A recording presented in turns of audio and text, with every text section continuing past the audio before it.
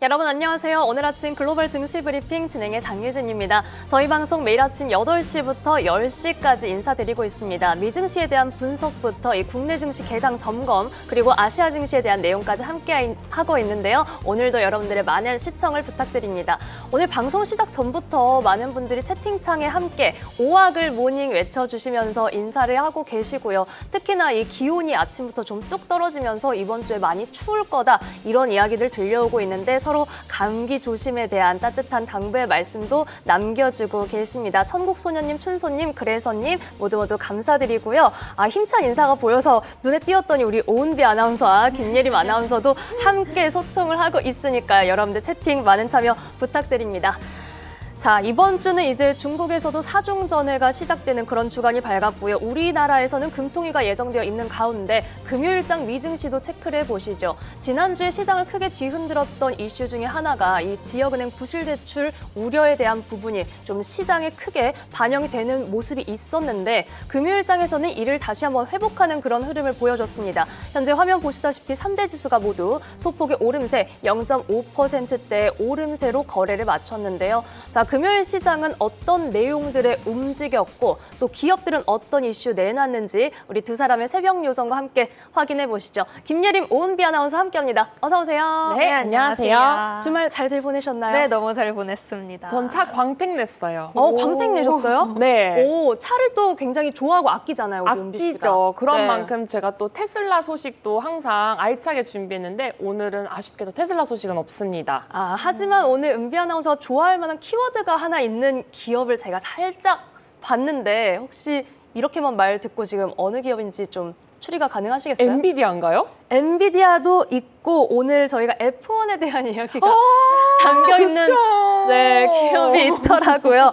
바로 이 진정한 텐션이 올라오는. 제가 레드불 팬이거든요. 아마 시청자분들도 진짜 F1 정말 좋아하실 것 같아요. F1이 올해 정말 최고의 영화잖아요. 그럼요. 제 기준으로는 최고의 영화인데 오늘 그거와 관련된 이슈가 있으니까 끝까지 시청해 주시기 바랍니다. 네, 여러분들 꼭 함께 해주셔야 합니다. 저희 월요일 아침 새 한 주 힘차게 시작해 볼 텐데 우선 금요일장 꼼꼼하게 좀 뜯어보겠습니다. 우리 시황 스토리텔러 김예림 아나운서와 함께 살펴볼까요? 네, 미국 증시 마감 시황 바로 확인해 보도록 하겠습니다. 전일장 미국 증시 일제히 상승 마감했습니다. 역시나 트럼프 대통령의 말 한마디가 증시를 움직인 하루였죠. 이날 트럼프 대통령은 중국과의 관계가 괜찮을 것이며 또 시진핑 주석과 2주 안에 만날 것이라는 점을 다시 한번 강조했습니다. 전날 미국 지역 은행들의 부실 대출 우려에 갈피를 못 잡던 미국 증시였죠. 그런데 이번에는 실리콘밸리 은행 사태와 같은 파급력은 없을 것이란 목소리에 힘이 좀 실리면서 금융권에 대한 불안감은 하루 만에 덜어낼 수 있었는데요. 무디스에서는 JP모간 다이먼 CEO의 말을 인용하기라도 한 듯 바퀴벌레 한 마리는 주의해야 하지만 시스템적인 문제의 증거는 없다고 반박하기로 했습니다.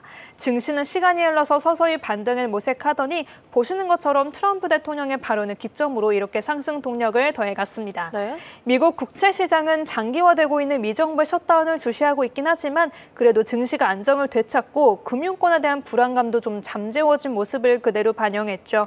또 오히려 지역 은행들의 부실 대출 문제는 연준이 금리를 인하할 수 있도록 돕는 촉매 중 하나로 여겨지고 있고요. 미중 관계가 다시 우호적으로 변한 것도 안전 자산에 대한 선호 심리를 줄어들게 했습니다. 이날 미국의 10년물 국채 금리는 다시 4%대로 올라왔고요. 2년물 국채 금리는 3.46%의 거래를 마무리했습니다.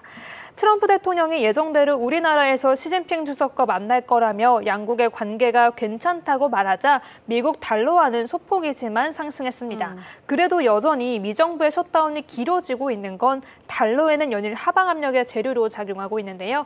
달러 인덱스는 98선 중반에 머물러 있고요. 이날 엔달러 환율은 150엔 중반에 거래됐습니다. 원달러 환율은 1,422원에 거래됐고요. 또 여기 환율에서는 1,421원에 거래되기로 했습니다. 이날 안전자산에 대한 선호 심리가 다소 완화되자 금선물은 사상 최고치에서 뒷걸음질 칠 수밖에 없었는데요. 또 미중력 관계가 개선될 거란 기대감이 나온 시점으로 금과 은선물에 대한 투자 열기도 잠재워졌습니다. 이날 금선물은 2.12% 하락한 4,213달러까지도 내려왔고요. 네. 은선물은 좀 낙폭을 더 키워간 모습이죠. 6% 가까이 하락하면서 50달러 초반에 거래를 마무리했습니다. 한편 국제유가는 보합권에서 조금 오른 모습이죠. 공급 과잉에 대한 우려가 계속 나오기는 하고 있지만 장중 저가 매수세가 유입되고 있는 건데요. 다만 장중에서는 낙폭을 좀 크게 키워가기로 했습니다. 트럼프 대통령이 2주 안에 헝가리에서 푸틴 대통령과 만나기로 했다고 밝히자 러우 전쟁에 대한 휴전 기대감이 높아진 건데요. 다만 트럼프 대통령이 우크라이나에 토마호크 미사일을 지원할 필요가 있다고 밝혔는데 주말 사이 또 말을 바꿨습니다. 네, 악시옥스에 따르면 트럼프 대통령은 미사일을 제공한다면 외교적인 관계가 악화될 수 있다며 토마호크 미사일 지원을 거부했고요. 간밤 파이낸셜 타임스에서는 트럼프 대통령이 젤렌스키 대통령에게 러시아의 종전 요구를 받아들여라 이렇게 압박을 하면서 심지어는 돈바스 지역 전체를 푸틴 대통령에게 넘기길 압박했다고 보도하기도 했습니다. 네, 이렇게 지금 저희는 주말 사이에 있었던 이슈까지도 함께 살펴봤습니다. 이게 월요일 방송은요, 금요일장 끝나고 나서 저희가 좀 시간이 충분하다 싶을 때도 있지만 오히려 뉴스가 2배, 3배 이상으로 쏟아지기 때문에 맞아요. 이 타임라인을 꼼꼼하게 추적을 해야 하는데 지금 우리 김예림 아나운서가 지금 트럼프 대통령과 러우 관계에 대한 부분, 변화된 부분도 짚어드렸고요. 금과 은 가격이 내렸기 때문에 혹시나 이제 고점인 거 아니야? 라고 우려하시는 분들도 계실 것 같은데 이 부분 잠시 후에 저희는 김선영 대표님과 좀 전망 체크해 보겠습니다. 자, 그렇다면 저희는 이제 특징주들 살펴볼 순서인데 그 전에 먼저 선물 시장에서 현재 주가 지수는 어떤 흐름 가져가고 있는지 제 화면으로 함께 확인을 해 보시면요. 자, 금요일장에 소폭 오름세 보이는데 이어서 현재 주가 지수 선물 시장에서도 소폭의 상승 흐름을 더하고 있다는 점 체크해 보시죠. 나스닥이 0.29% 오름세를 나타내고 있습니다. 자, 그렇다면은 금요일 장 마감 후에 혹은 장 막판에 소식을 내놓은 기업들은 어디가 있었을지 자, 첫 번째 종목 바로 만나볼까요? 첫 번째는 너무나도 유명한 보잉입니다. 보잉이 그동안 좀 침체를 겪었다라는 이야기가 많았잖아요. 그쵸. 사고 소식도 많았고. 근데 이제 그런 침체를 딛고 생산 정상화 단계로 올라섰다라는 긍정적인 소식이 나왔어요. 보잉이 FAA죠. 미 연방 항공국으로부터 737 맥스 생산량을 월 42대까지 늘릴 수 있는 승인을 받아냈습니다.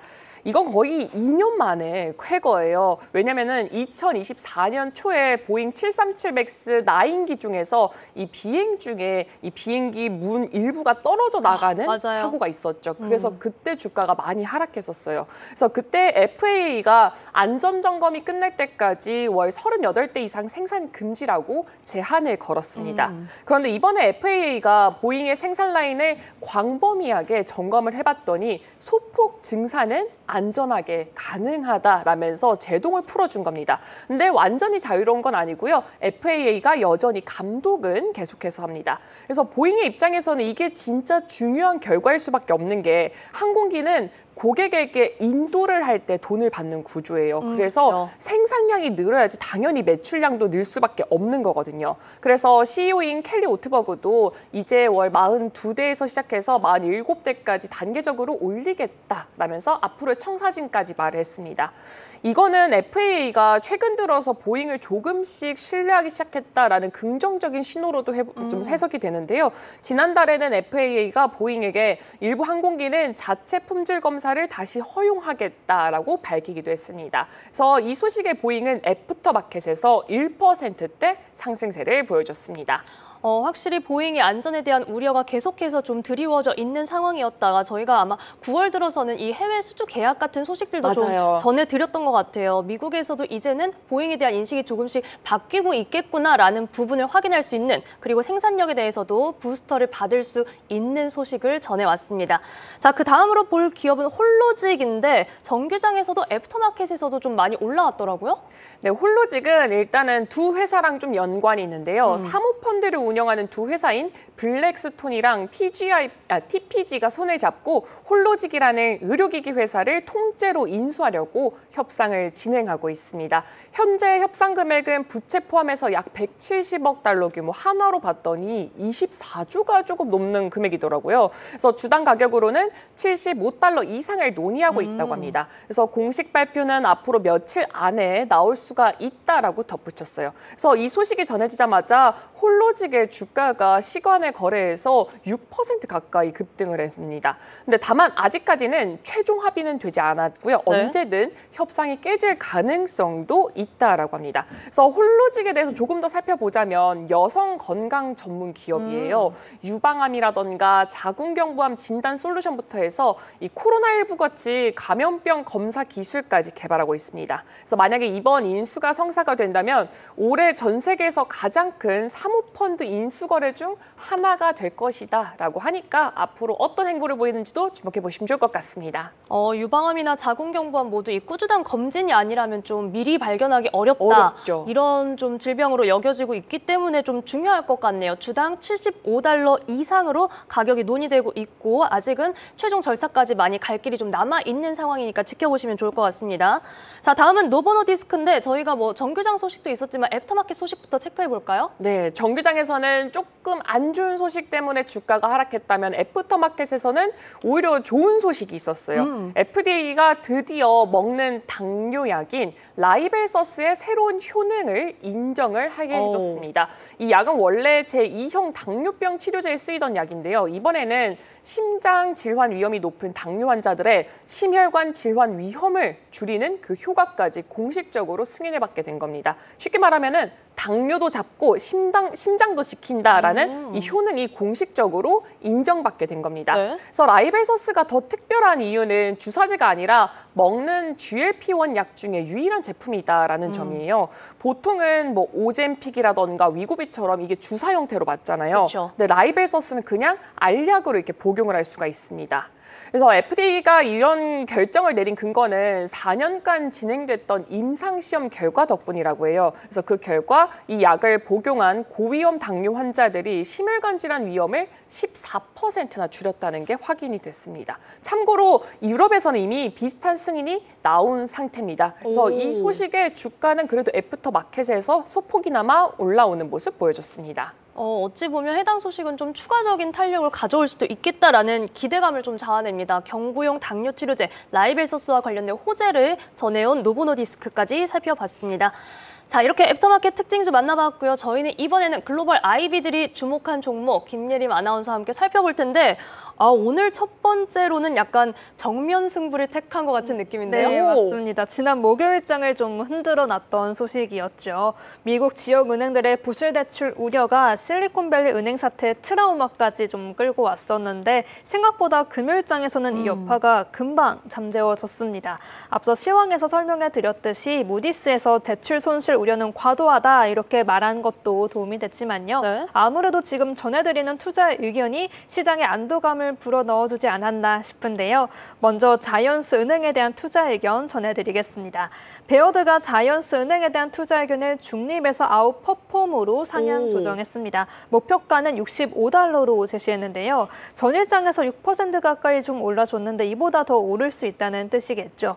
베어드에서는 이번 부실대출 사건이 일회성 사건에 가깝다고 보고 있는데요. 일부 은행들이 사기를 당한 걸로 전체적인 은행 시스템이나 전반적인 유동성이 불안해졌다 이렇게 보기는 어렵다는 거죠. 그저 단순한 일회성 해프닝에 불과했다. 주가가 이 정도로 급락한 건 과도한 공포 매도였다 이렇게 판단한 것입니다.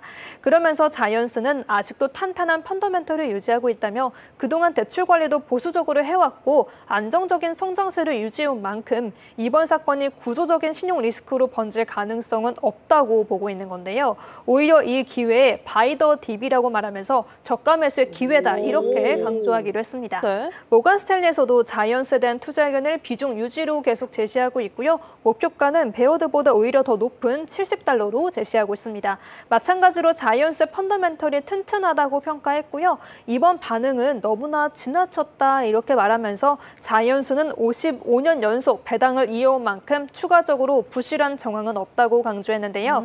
사실 지역 은행들에 이어서 이번에 제프리스 등 이런 대형 은행들의 대출 손실도 함께 부각이 좀 됐었죠. 자이언스에 이어서 제프리스에 대한 투자 의견도 함께 확인해 보도록 하겠습니다. 네. 오펜하이머가 제프리스에 대한 투자 의견을 아웃퍼폼으로 상향했는데요. 제프리스도 얼마 전에 대출을 해줬던 자동차 부품 기업이죠. 퍼스트 브랜즈가 파산한 여파로 주가가 크게 하락했었는데 이것 또한 지나친 걱정이다 이렇게 표현했습니다.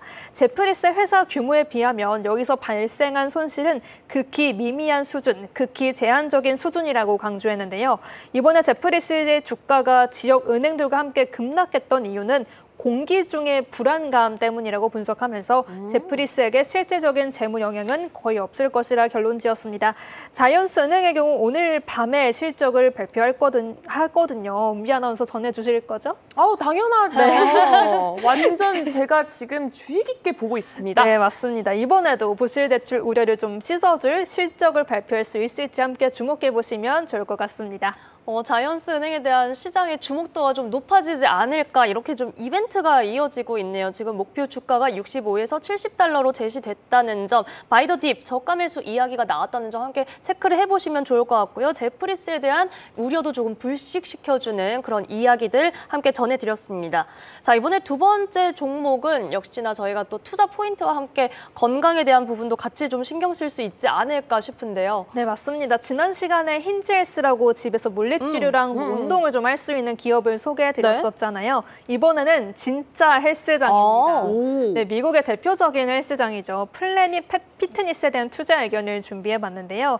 UBS가 플래닛 피트니스에 대한 투자 의견을 매수로 제시하면서 목표가는 125달러로 또 제시했습니다. 이번에 처음으로 투자 의견을 게시했더라고요. 네? 처음부터 이렇게 플래닛 피트니스를 긍정적으로 보고 있는 이유는요. 역시나 제가 그동안 많이 설명해드렸던 부분이죠. 미국인들이 건강한 삶에 관심이 많아졌기 때문입니다. UBS에 따르면 미국인의 82%가 건강과 웰니스를 삶의 최우선 가치로 꼽고 있다고 하는데요. 두 분께서는 좀 살아가면서 어떤 게 가장 중요하다 이런 거 좀 있으신가요? 근데 건강이 진짜 중요하다는 걸 하루하루 계절이 갈수록 좀 느끼는 것 같긴 해요. 저도요. 어떠세요? 맞아요. 저도 방송 중에 맹장이 터졌었거든요. 작년 7월에. 네. 어떡해. 그때 느꼈어요. 아, 건강이 제일 중요하구나. 맞아요. 아프더라고요. 그때 근데 끝까지 이렇게 버티셨나요? 아니요, 집에 가라고 그래서 집에 갔어요. 다행이네요. 네. 너무나 또 혹시나 큰 열정으로 고생했을까 봐 네. 심한 걱정을 했네요. 건강이 네. 최고죠. 중요합니다. 맞아요. 네, 미국인들도 마찬가지로 이 건강한 삶을 중심으로 소비 트렌드가 바뀌고 있기 때문에 운동하는 사람들이 자연스럽게 늘어날 수밖에 없고요. 특히 플래닛 피트니스는 새로운 지점을 주기적으로 확대하고 있는데 또 프리미엄 멤버십 카드가 따로 있다고 해요. 블랙 카드라는 게 있는데 이번에 이 멤버십 가격이 인상되면서 매출에는 성장 동력으로 작용할 예정입니다.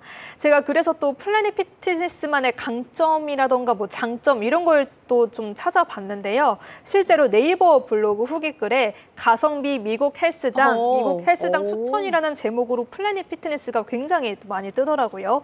또 가장 중요하면서도 또 재밌으면서도 소비자 입장에서는 살짝 발끈할 수 있는 포인트가 있었는데요. 플래닛 피트니스의 정책이 월 회원비는 다른 곳에 비해 상당히 저렴한 편인데 이 정회원권을 취소할 때 직접 지점을 방문해야 한다고 합니다. 네. 전화나 이메일로는 취소할 수가 없다고 하는데요.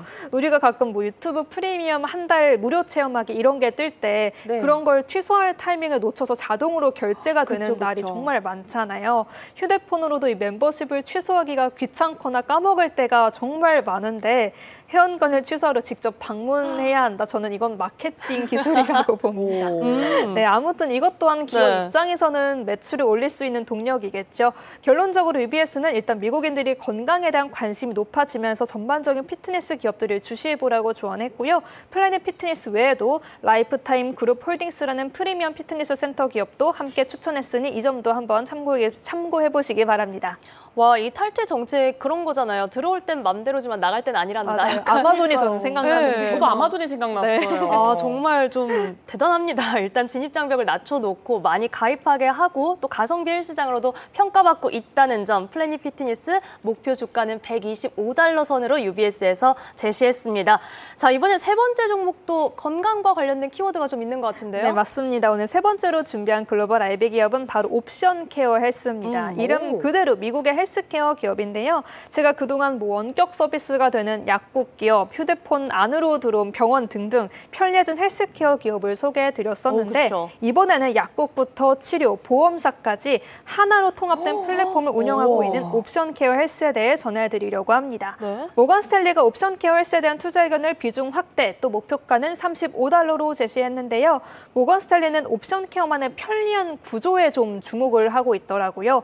옵션케어는 홈 인퓨전 서비스라는 걸 제공하고 있는데요. 쉽게 말해서 환자들이 병원에 입원하지 않아도 집에서나 인근 센터에 방문만 한다면 전문 간호사들의 도움을 받아서 주사를 맞을 수 있는 거죠. 네? 항생제 주사나 면역 질환, 영양 주사를 꾸준히 맞아야 하는 환자들에게는 더할 나위 없이 편하게 이용할 수 있다는 장점이 있는 건데요. 또 앞서 제가 옵션케어만의 플랫폼에 대해 잠깐 설명해 드렸다시피 약국부터 치료, 보험사까지 하나의 네트워크로 운영되고 있어서 환자들 입장에서는 이것 또한 아주 편하게 이용할 서비스라고 극찬을 아끼지 않았습니다.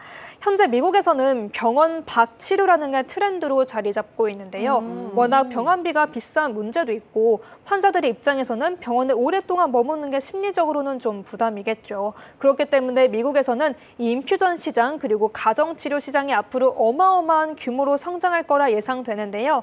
모건스탠리는 인퓨전 시장이 2030년까지 매년 8% 넘게 성장할 거라 보고 있더라고요. 그럼 인퓨전 시장의 중심에 서 있는 옵션케어 헬스 주목해보지 않을 수 없겠죠. 헬스케어 기업들 중에서는 꽤 안정적인 성장주로 평가받고 있으니까 옵션케어 헬스를 한번 주목해보시기 바랍니다. 주사를 좀 더 편리하게 맞을 수 있게끔 하는 홈 인퓨전 서비스 제공하는 옵션케어 헬스입니다. 목표 주가 $35로 제시가 됐고요. 27달러 선에서 금요일장 거래에 마쳤네요. 오늘 글로벌 IB들 정말 좀 흥미가 많이 가고요. 정말요? 네, 확실히 우리가 투자 포인트를 진짜로 내가 일상생활에서 뭐 소비하는 방향 혹은 내가 고민하는 방향으로 같이 고민해보면 좋지 않을까 이런 생각이 드는 부분들입니다. 옵션케어 헬스 그리고 앞서서 저희가 플래닛 피트니스도 살펴봤고요. 지역은행, 이 자이언스 뱅코프 그리고 제프리스에 대한 부분까지 함께 체크해봤으니까요. 여러분들 투자 시에 참고해보시기 바랍니다. 자, 이번에는 저희 다시 은비 아나운서와 함께 특징주로 돌아올 텐데 이 미국 경제의 70%가 거의 뭐 소비가 차지한다고 하죠. 그래서 우리가 소비에 대해서 가늠할 수 있는 몇 개 기업들의 실적이 있는데 그중에 하나가 이 아멕스가 아닐까 싶어요. 맞아요. 카드사 실적 굉장히 중요하죠.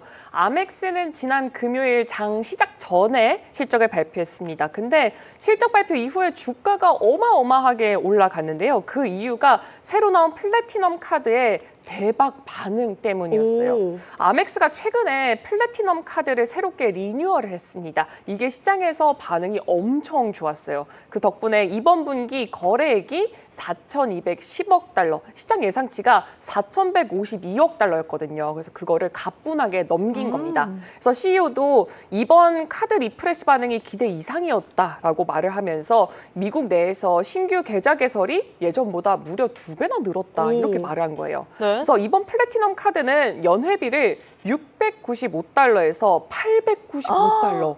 좀 많이 높였죠. 그러네요. 네, 이렇게 올렸는데 그 대신에 혜택이 확실하게 업그레이드가 됐어요. 예를 들어서 레지 제휴 식당에서 연간 400달러 상당의 외식 할인 혜택을 제공한다고 합니다. 근데 이 레지라는 거는 온라인 레스토랑 예약 플랫폼이에요. 그래서 뭐 세련되거나 좀 트렌디한 레스토랑들이 위주로 좀 자리하고 있어서 우리나라로 치자면 캐치 테이블. 네, 그런 곳에다가 연간 400달러씩을 이렇게 할인 혜택을 주는 거예요. 그래서 실제로도 뭐 인기가 굉장히 많은 레스토랑들이 많이 있습니다. 그래서 이런 혜택은 아멕스 이용자 입장에서는 굉장히 좋은 거죠. 그래서 이런 긍정적인 흐름에 힘입어서 아멕스는 올해 실적 전망에 하단 자체를 상향 조정을 하면서 우리는 아주 자신 있어 이런 메시지를 던지게 됐습니다. 그래서 주가도 그에 맞춰서 반응하는 모습을 보였습니다. 정규장에서 7% 넘는 탄력 보여준 아멕스 아메리칸 익스프레스입니다. 정말 요즘 신기한 게 계속해서 저희가 소비 관련된 내용들을 볼 때는 프리미엄 아니면 가성비 이렇게 극단적인 그런 흐름들이 나타나고 있구나라는 생각이 들기도 하고요. 저희 채팅창에서도 연회비가 어마무시하기 때문에 반응이 바로 나오고 있네요. 너무 비싸요. 네, 지금 오분봉님께서 얼마나 좋은 카드길래 캡 연회비 이렇게 또 말씀을 하시면서 연회비로 그냥 로봇 주식 살래요? 라고 말씀도 하셨고요. 춘서님도 플래티넘 카드로 하드캐리 덜덜 이렇게 또 얘기를 하고 계시는데 앞으로의 흐름 또 이 소비자들이 좀 어디에 관심을 갖는지 지켜보시면 좋을 것 같네요. 자, 다음 소식은 저희가 앞서 예고했던 그 기다리던 F1과 관련된 소식을 내놓은 기업이 애플이네요. 네, 맞습니다. 이 소식 때문에 주가가 뭐 2% 가까이 올랐죠. 애플이 이 F1의 미국 내 중계권을 5년 계약으로 확보를 했습니다. 이제 내년부터 이제 애플 TV가 미국 내에서 F1 중계권을 독점하게 되는 겁니다. 금액은 공개가 되지 않았는데 월스트리트 저널에 따르면 애플이 연간 최대 1억 5천만 달러를 제안했다고 해요. 한화로는 2천억 원이 넘는 돈이에요. 와. 네, 그래서 애플의 수석 부사장 에릭 큐는 이 브래드 피트가 주연한 F1 영화가 흥행한 이후에 F1의 성장 가능성은 매우 높아졌다고 판단했다라고 밝혔어요. F1 보셨죠? 네, 봤죠. 같이 너무 봤잖아요. 재밌잖아요. 왜 우린 같이 봤어요? 나중에 우리 셋이 또 같이 한번 봐요. 아, 좋죠. 좋아요. 근데 이렇게 2번, 3번 보는 사람들도 많은데 미국에서는 F1 경기당 평균 140만 명이 시청을 한다고 해요. 근데 이 인기를 우리나라에서도 체감할 수 있는 게 그러니까요. 이제 이 추석 연휴 마지막쯤에 F1 팀이 왔잖아요. 맞아요. 메르세데스 팀이 한국에 왔는데 맞아요. 그때 그 인파가 어마어마했습니다. 에버랜드 그 스피드 그 네, 구장에 봤어요. 엄청났어요. 미국은 더 어마어마하겠죠. 네, 그래서 이런 인기에 힘입어서 애플의 주가가 오른 것도 있는데 또 다른 호재가 하나 더 있었어요. 아이폰 에어가 중국에서 공개 직후에 완판이 됐다라고 와. 해요. 이 사우스차이나 모닝포스트에 따르면 공개된 지 몇 분 만에 매진이 됐다라면서 이 현지의 아주 폭발적인 인기를 전하게 됐습니다. 와, 어찌 보면 아이폰 에어가 중국에서 지금 다른 70 시리즈와 좀 시차를 두고 출시한 그쵸, 것도 그쵸. 소비자들의 이런 욕망을 불러일으키지 않았을까, 자극하지 않았을까라는 생각이 들기도 하고요. F1 경기 중계권에 대한 소식도 타이밍도 참 좋다. 너무 이런 좋죠. 생각이 맞아요. 들기도 하네요. 확실히 애플 좀 기대를 해보겠습니다. 자, 그다음은 역시나 또 우리 은비 아나운서가 좋아하는 엔비디아 소식 살펴볼까요? 네, 엔비디아의 최신 인공지능 칩이 블랙웰이잖아요. 이 칩을 만들 때 쓰이는 웨이퍼, 그러니까 칩의 기본 재료인 반도체 원판이 이제 처음으로 미국에서 생산되기 시작했습니다.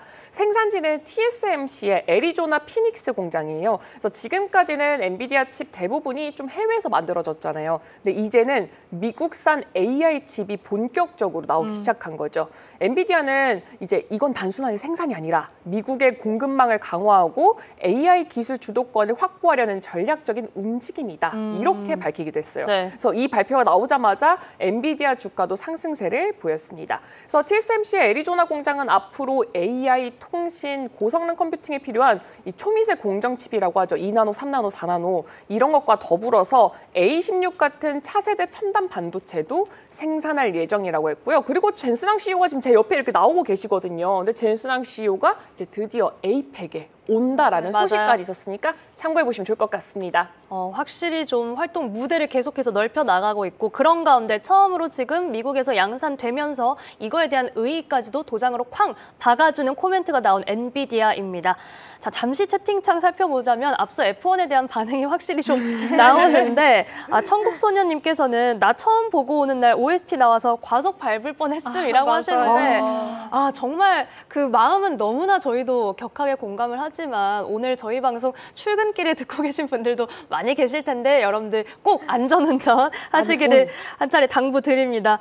자, 저희가 그 다음으로 만나볼 기업은 오라클인데 사실 정규장에서 좀 많이 빠졌었죠? 네, AI 열풍 덕분에 그동안 오라클의 주가가 진짜 제가 뭐 매일 전달해 드렸지만 하늘을 뚫고 계속 올라가는 모습을 맞아요. 보여줬어요.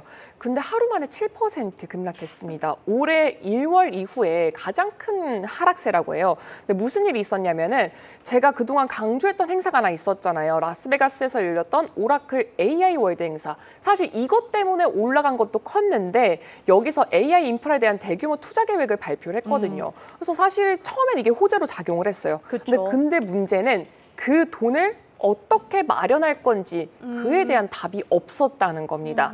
그래서 AI 인프라 확대라는 거는 굉장히 멋진 말이지만 현실적으로는 엔비디아, 뭐 AMD 같은 고가의 반도체와 이 데이터 센터 설비 투자가 필요하잖아요. 그러니까 돈이 엄청 많이 들어가는 구조예요. 근데 실제로 오라클의 설비 투자 규모가 올해 영업 현금 흐름을 넘어선 게 1990년 이후 처음이라고 합니다. 쉽게 말해서 번 돈보다 쓴 돈이 훨씬 더 많아진 상황입니다. 그래서 시장은 이렇게 본 거죠. 이 오라클의 성장 가능성을 인정을 하지만 지금처럼 돈을 이렇게 써대면은 재정 부담이 커질 수밖에 없다. 그래서 결국 이런 우려가 쌓이게 되면서 주가가 크게 하락세를 보였습니다. 확실히 어찌 보면 이제 투자자들이 좀 엄격하고 똑똑해졌다라는 생각이 드는 것 같아요. 어떤 소식을 전했을 때 단순히 호재로만 인식하지 않고 그거 어떻게 할 건데? 라는 날카로운 질문을 던지고 있다. 오라클에 대한 내용까지 살펴봤습니다. 자, 이번에는 지금 저희가 일라이릴리와 노보노디스크 정규장 소식 좀 살펴볼 텐데 사실 우리 은비 아나운서가 애프터마켓에서도 당시 이슈가 나왔을 때 제일 발빠르게 또 전해드렸었는데 좀 다시 좀 볼까요? 네, 이걸 조금 더 자세하게 살펴보겠습니다. 지금 일라이릴리와 노보노디스크는 제가 금요일 방송할 때 애프터마켓에서 이런 소식이 있었다라고 했는데 정규장에서 2%, 3% 이렇게 하락을 했어요.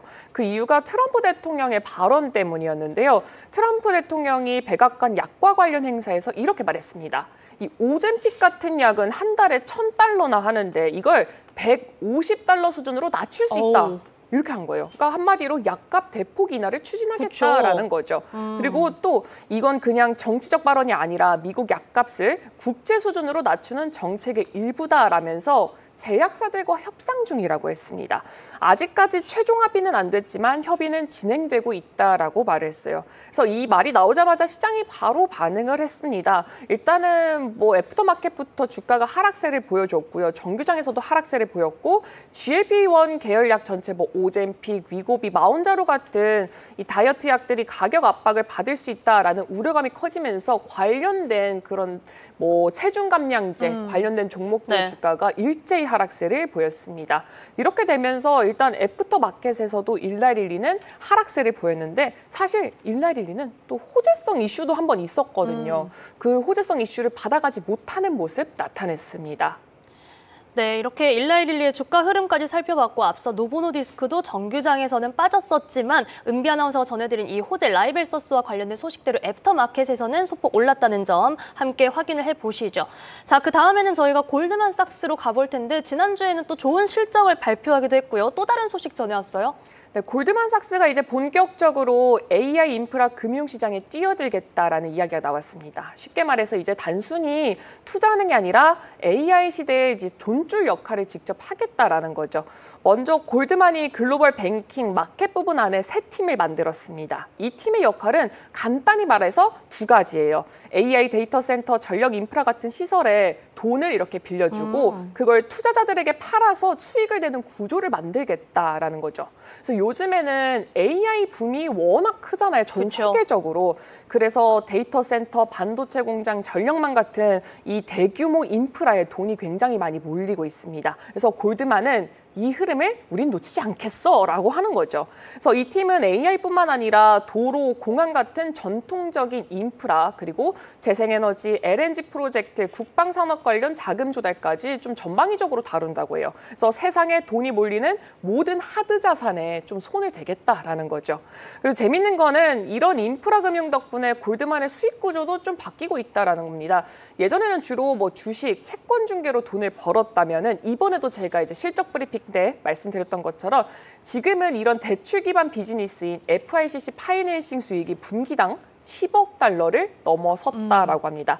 작년 같은 기간엔 $6억 대였으니까 성장 속도가 굉장히 빠른 거죠. 네, 그리고 팀 안에는 부동산, 사모대출, 소비자금융까지 세부 조직이 통합됩니다. 결국 골드만은 대출로 돈을 벌면서 그걸 보험사나 기관 투자자에게 되팔아서 수익을 극대화하는 그런 구조를 만들어낸 겁니다. 자, 그런 만큼 월가에서는 지난주에 골드만삭스에 대해서 수익 환경이 우호적이다라는 평가도 같이 나오고 있으니까요. 앞으로의 흐름도 잘 체크해 보겠습니다. 자, 이번엔 마지막 메가캡 특징주로는 마이크론 살펴볼까요? 네, 반도체 기업인 마이크론이 중국 시장에서 한 발 물러난다라는 소식이 있었어요. 이 로이터 보도를 봤더니 마이크론이 중국 내 데이터 센터에 서버용 칩 공급을 중단하기로 했습니다. 원래 마이크론은 중국의 주요 데이터 센터 인프라에 메모리 칩을 납품하던 그런 업체였는데 2023년에 중국 정부가 이 보안상의 이유를 내세워서 마이크론 제품 사용을 금지를 했었습니다. 그래서 그 여파가 아직까지는 회복되지 못한 거죠.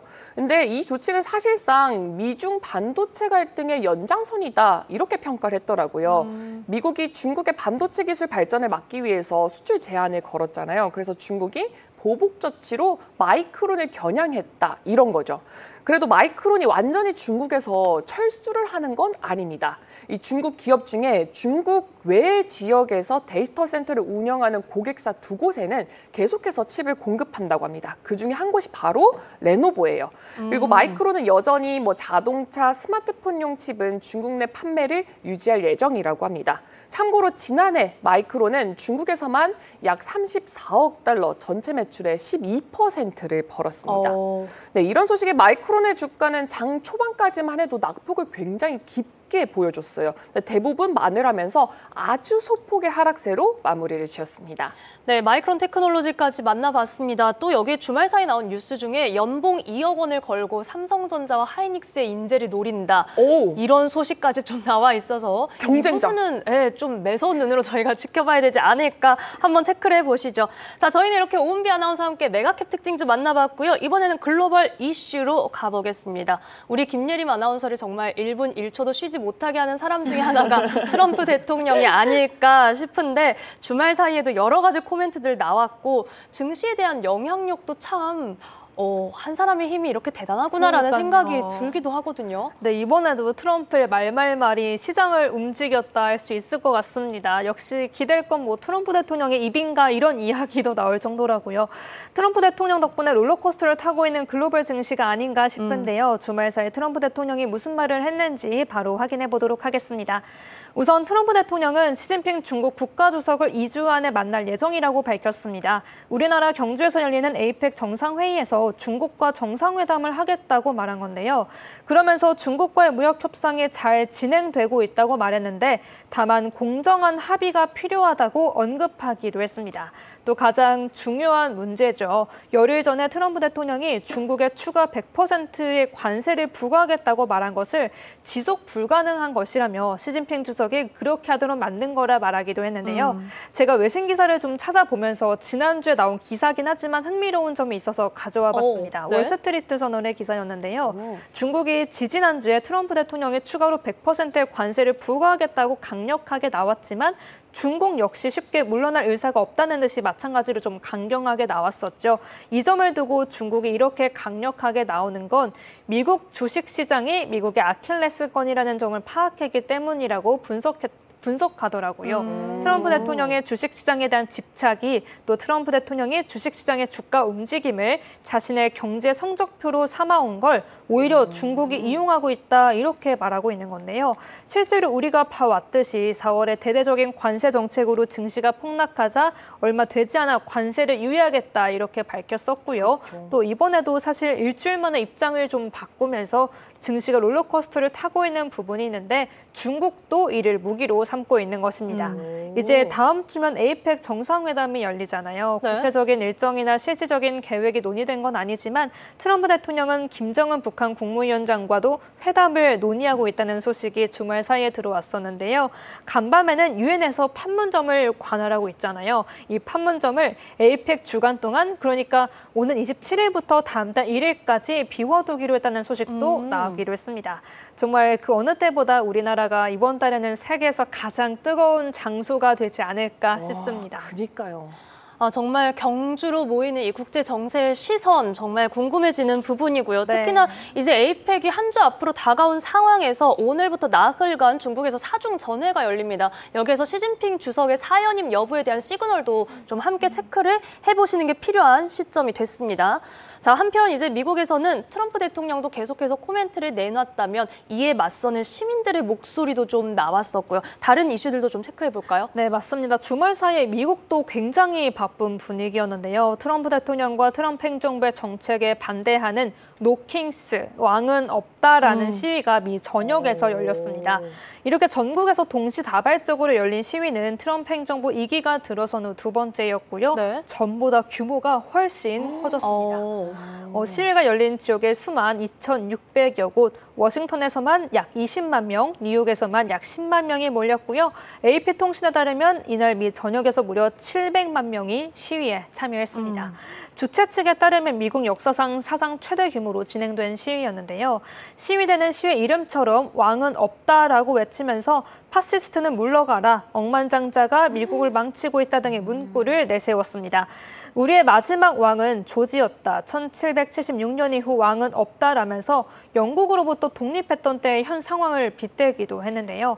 이들은 그동안 트럼프 대통령이 미국의 치안을 목적으로 군대를 동원했던 것, 법원의 판결을 무시한 것, 이민자들을 대거 추방한 것 등 여러 정책들을 언급하면서 비판했습니다. 다만 첫 시위와는 다르게 좀 다양한 코스튬도 입으면서 헬로윈 축제처럼 즐긴 사람들이 많았더라고요. 행진 악대가 등장하는가 하면 미국 헌법의 시작 문구죠. 우리는 국민이다라고 적힌 대형 현수막을 설치하면서 미국인들이 서명할 수 있도록 하기로 했습니다. 그런데 트럼프 대통령이 시위대들을 조롱하는 게시글을 올리기로 했습니다. AI로 제작된 20초 분량의 영상이었는데 왕관을 쓴 트럼프 대통령이 킹 트럼프라고 적힌 제트 전투기를 몰고 시위대의 갈색 오물을 투하하는 영상이었는데요. 네, 트럼프 대통령은 시위가 열린 당일날 또 플로리다주로 가서 우리나라, 일본, 대만 기업 대표들과 또 골프 회동을 하기로 했죠.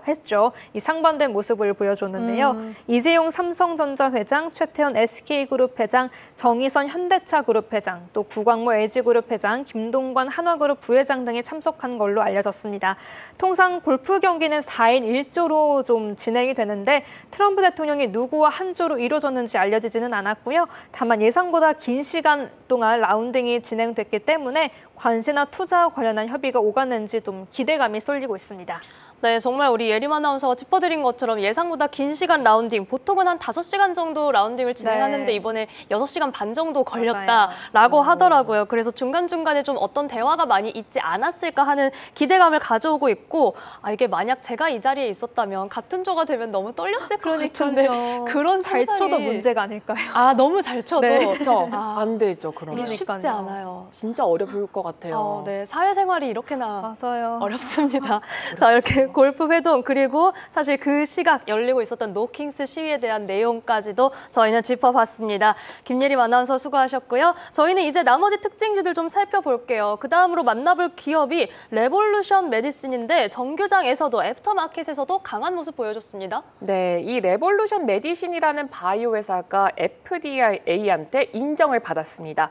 바로 항암신약 다락순라닙이라는 이 약물이 있는데 이 국가 우선 심사 대상 약물로 선정이 된 거예요. 쉽게 말하면은 이 약은 정말 필요하니까 빨리 심사해줄게라는 게 이 FDA의 사인이었던 거죠. 이 약은 췌장암이나 폐암처럼 RAS 변이 때문에 생기는 그런 암을 겨냥한 신약인데요. 현재 3상 임상 시험이 진행 중이고 결과는 내년에 공개가 될 예정입니다. 그래서 이런 소식 덕분에 회사의 주가가 거의 9% 가까이 급등을 했습니다. 그리고 글로벌 투자은행인 레이먼드 제임스는 이건 진짜 긍정적이다라면서 목표 주가를 72달러에서 76달러로 올리고 투자 의견 강력 매수로 그대로 유지를 했습니다.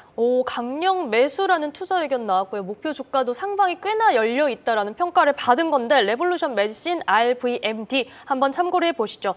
자, 그 다음은 코어 사이언티픽이라는 기업에는 어떤 소식이 있었을까요? 인수전 소식이 있는데요. 요즘 이 회사가 AI 인프라 시장에 좀 핫한 먹잇감이 되면서 상황이 꽤나 복잡하게 돌아가고 있습니다.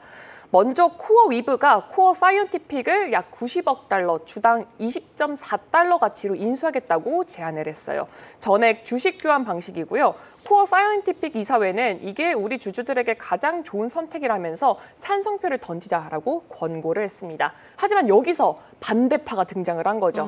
바로 최대 주주 중 하나인 투시즈 캐피탈인데요. 이쪽은 이 가격은 너무 싸. 회사 가치 그 가치의 반도 못 쳐줬어 라고 하면서 강하게 반대를 한 거죠. 게다가 이 거래가 주주들에게 오히려 경제적 위험을 키운다라고 주장을 했어요. 그러면은 왜 이렇게 싸다고 느끼냐면 요즘 AI 데이터 센터 수요가 폭발적으로 늘어나게 되면서 네. 이 비트코인 채굴업체들이 가진 전력 인프라와 시설들이 AI 기업들에게 좀 눈에 띄고 있거든요. 그래서 코어 사이언티픽은 원래 비트코인 채굴업체지만 전력 계약과 설비를 갖춘 인프라 회사로 재평가가 되고 있는 상황이에요. 그래서 결국에 정리하자면 코어위브는 90억 달러 이게 내 최종안이다라고 했고요. 코어 사이언티픽 이사회는 찬성하자 이게 최선이다라고 했고 투시즈 캐피탈은 너무 싸 절대 반대야 이렇게 지금 약간 복잡한 상황으로 돌아가게 되면서 주가가 정규장에서 3.4%나 하락했습니다. 아, 몸값에 대한 이 공방이 좀 어떻게 이어질지 궁금해지는데 코어 사이언티픽에 대한 내용은 앞으로도 계속 체크를 해보시면 좋을 것 같네요. 자, 그다음은 인텔 보겠습니다. 이번 주에 이제 실적 발표도 앞두고 있는데 그를 앞서서 또 기분 좋은 소식 하나 전해왔죠. 네, 주가가 살짝 올랐는데 AI 칩 고객을 확보했다라는 소식이 나왔어요. 자세히 보면은 인텔의 이 파운드리 사업부가 자사 첨단 공정인 18A 기술을 이용해서 대량 생산 계약을 맺은 첫 AI 고객을 확보했다는 겁니다. 이 18A 공정은 인텔이 TSMC랑 정면으로 맞서기 위해서 내놨던 최신 미세 공정 기술이에요. 그래서 시장에서는 그 고객이 바로 마이크로소프트일 것이다 라는 얘기가 돌고 있어요.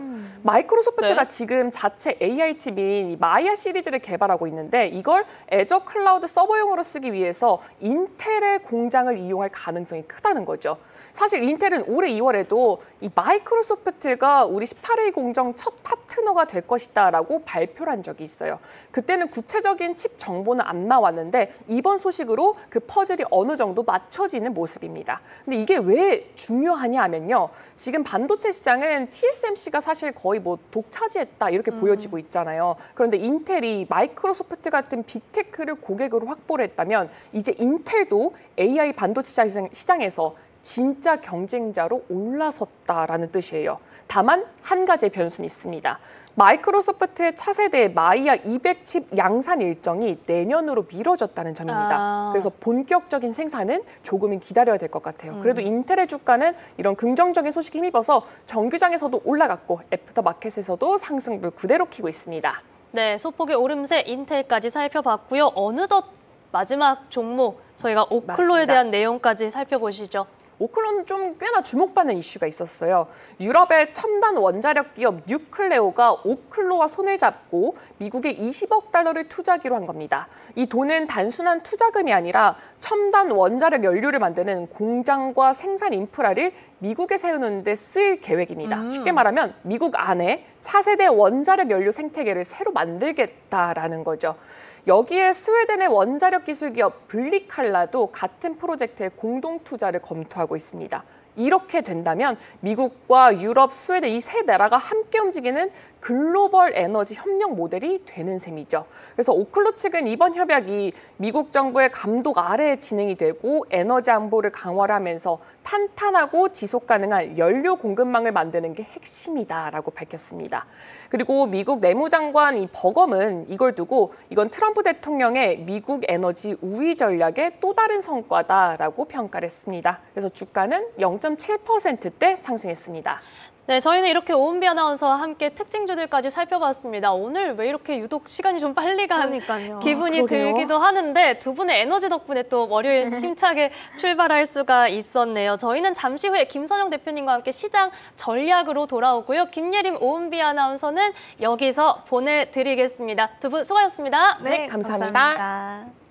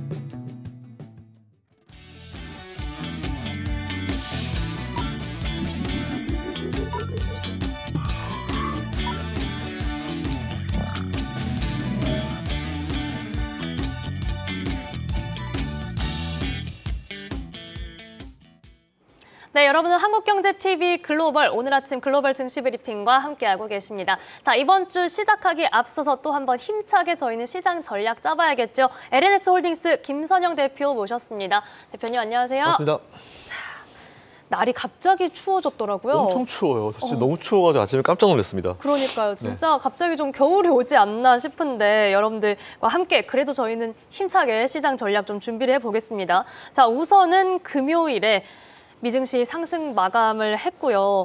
자, 시진핑 주석 관련해서도 트럼프 대통령이 또 만날 거다 이런 얘기도 있었고 지역은행 부실 대출에 대한 우려는 좀 하루 만에 약간 잠잠해지는 건가? 그렇게 놀랄 만한 일은 아닌 건가? 이렇게 평가하는 것 같았어요. 우선은 미중 관계에 대한 이야기부터 해볼 텐데 지금 실무단에서는 좀 회담이 진전되는 것 같은 될 것 같은 분위기, 특히나 스콧 베센트 장관도 중국의 부총리와 말레이시아에서 사전 협상 가질 것이다. 이런 이야기까지 좀 나왔더라고요. 일단 뭐 계속 그러는 것 같아요. 근데 일단 뭐 잘 아시겠지만 에이펙에서 두 분이 만난다 안 만난다. 일단 현재까지는 만나는 분위기로 가지만 이게 또 만난다고 확신하기 또 어려운 상황이기도 하고 뭐 여전히 뭐 대화를 양국이 잘 하고 있는 건 사실인 것 같은데 아직까지 치고받고 하는 분위기가 좀 이어지고 있는 것 같습니다. 그래서 저는 이번 주를 좀 되게 중요하게 좀 보고 있는데 뭐 중국의 사중 전회가 이제 진행되잖아요. 그쵸. 물론 이제 시진핑의 연임을 방해할 만한 사람들이 다 이제 사라졌다라고 해서 아마 또 시진핑 주석이 한 번 더 연임을 이어갈 거다라고 보이는데 사실 중국은 거의 뭐 이제 독재 느낌으로 가는 것 같아요. 이제 거의 분위기 자체가. 그럼에 따라 가지고 중국이 최근에 어쨌든 오늘 이번 주가 지나고 나면은 이제 아마 시진핑은 5연임이겠죠. 연임을 한 번 더 하는 그런 분위기로 할 것이고 그렇게 되면 이제 대미국에 대한 전략 자체가 이제 장기적으로 갈 수 있습니다. 왜냐하면 트럼프 대통령은 몇 년 있으면 끝나는데 이제 본인은 한 번 더 이어간다라고 하면은 사실상 이거는 이제 단독 체제로 가는 거기 때문에 그쵸. 아마 중국이 속된 표현으로 그런 표현 있잖아요. 정말 우리는 진짜 배를 째고 한번 기다려 보겠다. 끝까지 한번 버텨보겠다 이런 느낌으로 지금 갈 수 있을 것 같아가지고 일단 그런 모드로 가긴 가지만 여전히 중국의 경제 상황은 좀 쉽지 않은 그런 상황이고 이제 여전히 계속 버티고 있는 그런 상황인 것 같은데 그래서 트럼프가 좀 강한 어떤 얘기를 많이 하고 있고 좀 서두르려고 하는 그런 분위기인 것 같습니다. 그래서 요거는 우리가 좀 차근차근히 좀 지켜봐야 될 이슈인 것 같아가지고 근데 중요한 포인트가 뭐냐면은 투자 입장을 봤을 때 달라진 건 없어요. 이제 우리 명절 기간 동안 그 지난 주말 기간 동안 제가 뭐 특별히 뭐 멘트를 드리지 않은 이유는 뭐 새로운 이슈가 나온 게 아니고 기존 게 계속 반복되면서 나오는 거기 때문에 일단은 지금의 변동성을 즐기시라는 말씀으로 드린 기존의 어떤 의견은 그대로 좀 이어가면 될 것 같습니다. 네, 결국은 새로운 이슈는 없었다라는 부분 다시 한번 짚어주셨고 저희가 이제 이 일이 끝날 때까지는 진짜 이벤트가 생길 때까지는 끝까지 좀 마음을 놓을 수 없는 그런 상황이긴 합니다. 여기에 또 시장에서 반응했던 것 중에 하나가 은행주, 이 지역은행에 대한 우려가 처음에는 뭐 실리콘밸리 뱅크 사태에 트라우마를 자극한다라고 했다가 또 그 정도는 아니다. 좀 이렇게 평가가 나오는 건지 뭐 기술적인 반등인 건지 어떻게 보셨을까요? 저는 방금 앵커님 되게 말씀 잘해주신 게 실리콘밸리뱅크의 트라우마를 건드린다는 표현을 누가 했어요. 언론에 나온 거 봤는데 전 그 표현도 되게 웃겼어요. 실리콘밸리뱅크 사태도 사실은 트라우마를 가질 만한 내용은 아니었죠. 그러니까 미국에 조금 살아보신 분들이나 미국 가보신 분들 좀 최소한 몇 년 이상 있어 보신 분들은 아실 거예요. 미국의 은행들 정말 많거든요. 너무 많죠. 네, 오늘은 제가 잊어버렸는데 제가 내일 그 관련 자료 한번 보여드릴게요. 그러니까 FDIC의 미국의 이제 우리나라 치면 예금보험공사 같은 곳인데 미국의 금융권이 은행권들도 이제 미국의 보험공사에서 보험을 혜택을 받아요. 혹시나 디폴트 날 수 있는 상황에 대해서. 근데 그 한 10년치 자료를 보잖아요. 이제 매 은행 그 보험을 들어있는 은행 수가 나와 있는데 10년 동안 단 한 번도 늘지 않고요. 계속 줄었어요.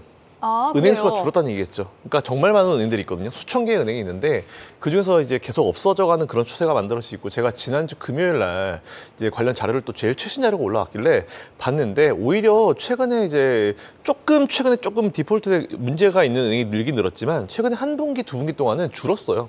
줄고 있는 상황에서 문제가 발생하니까 저 또 웃기는 거죠.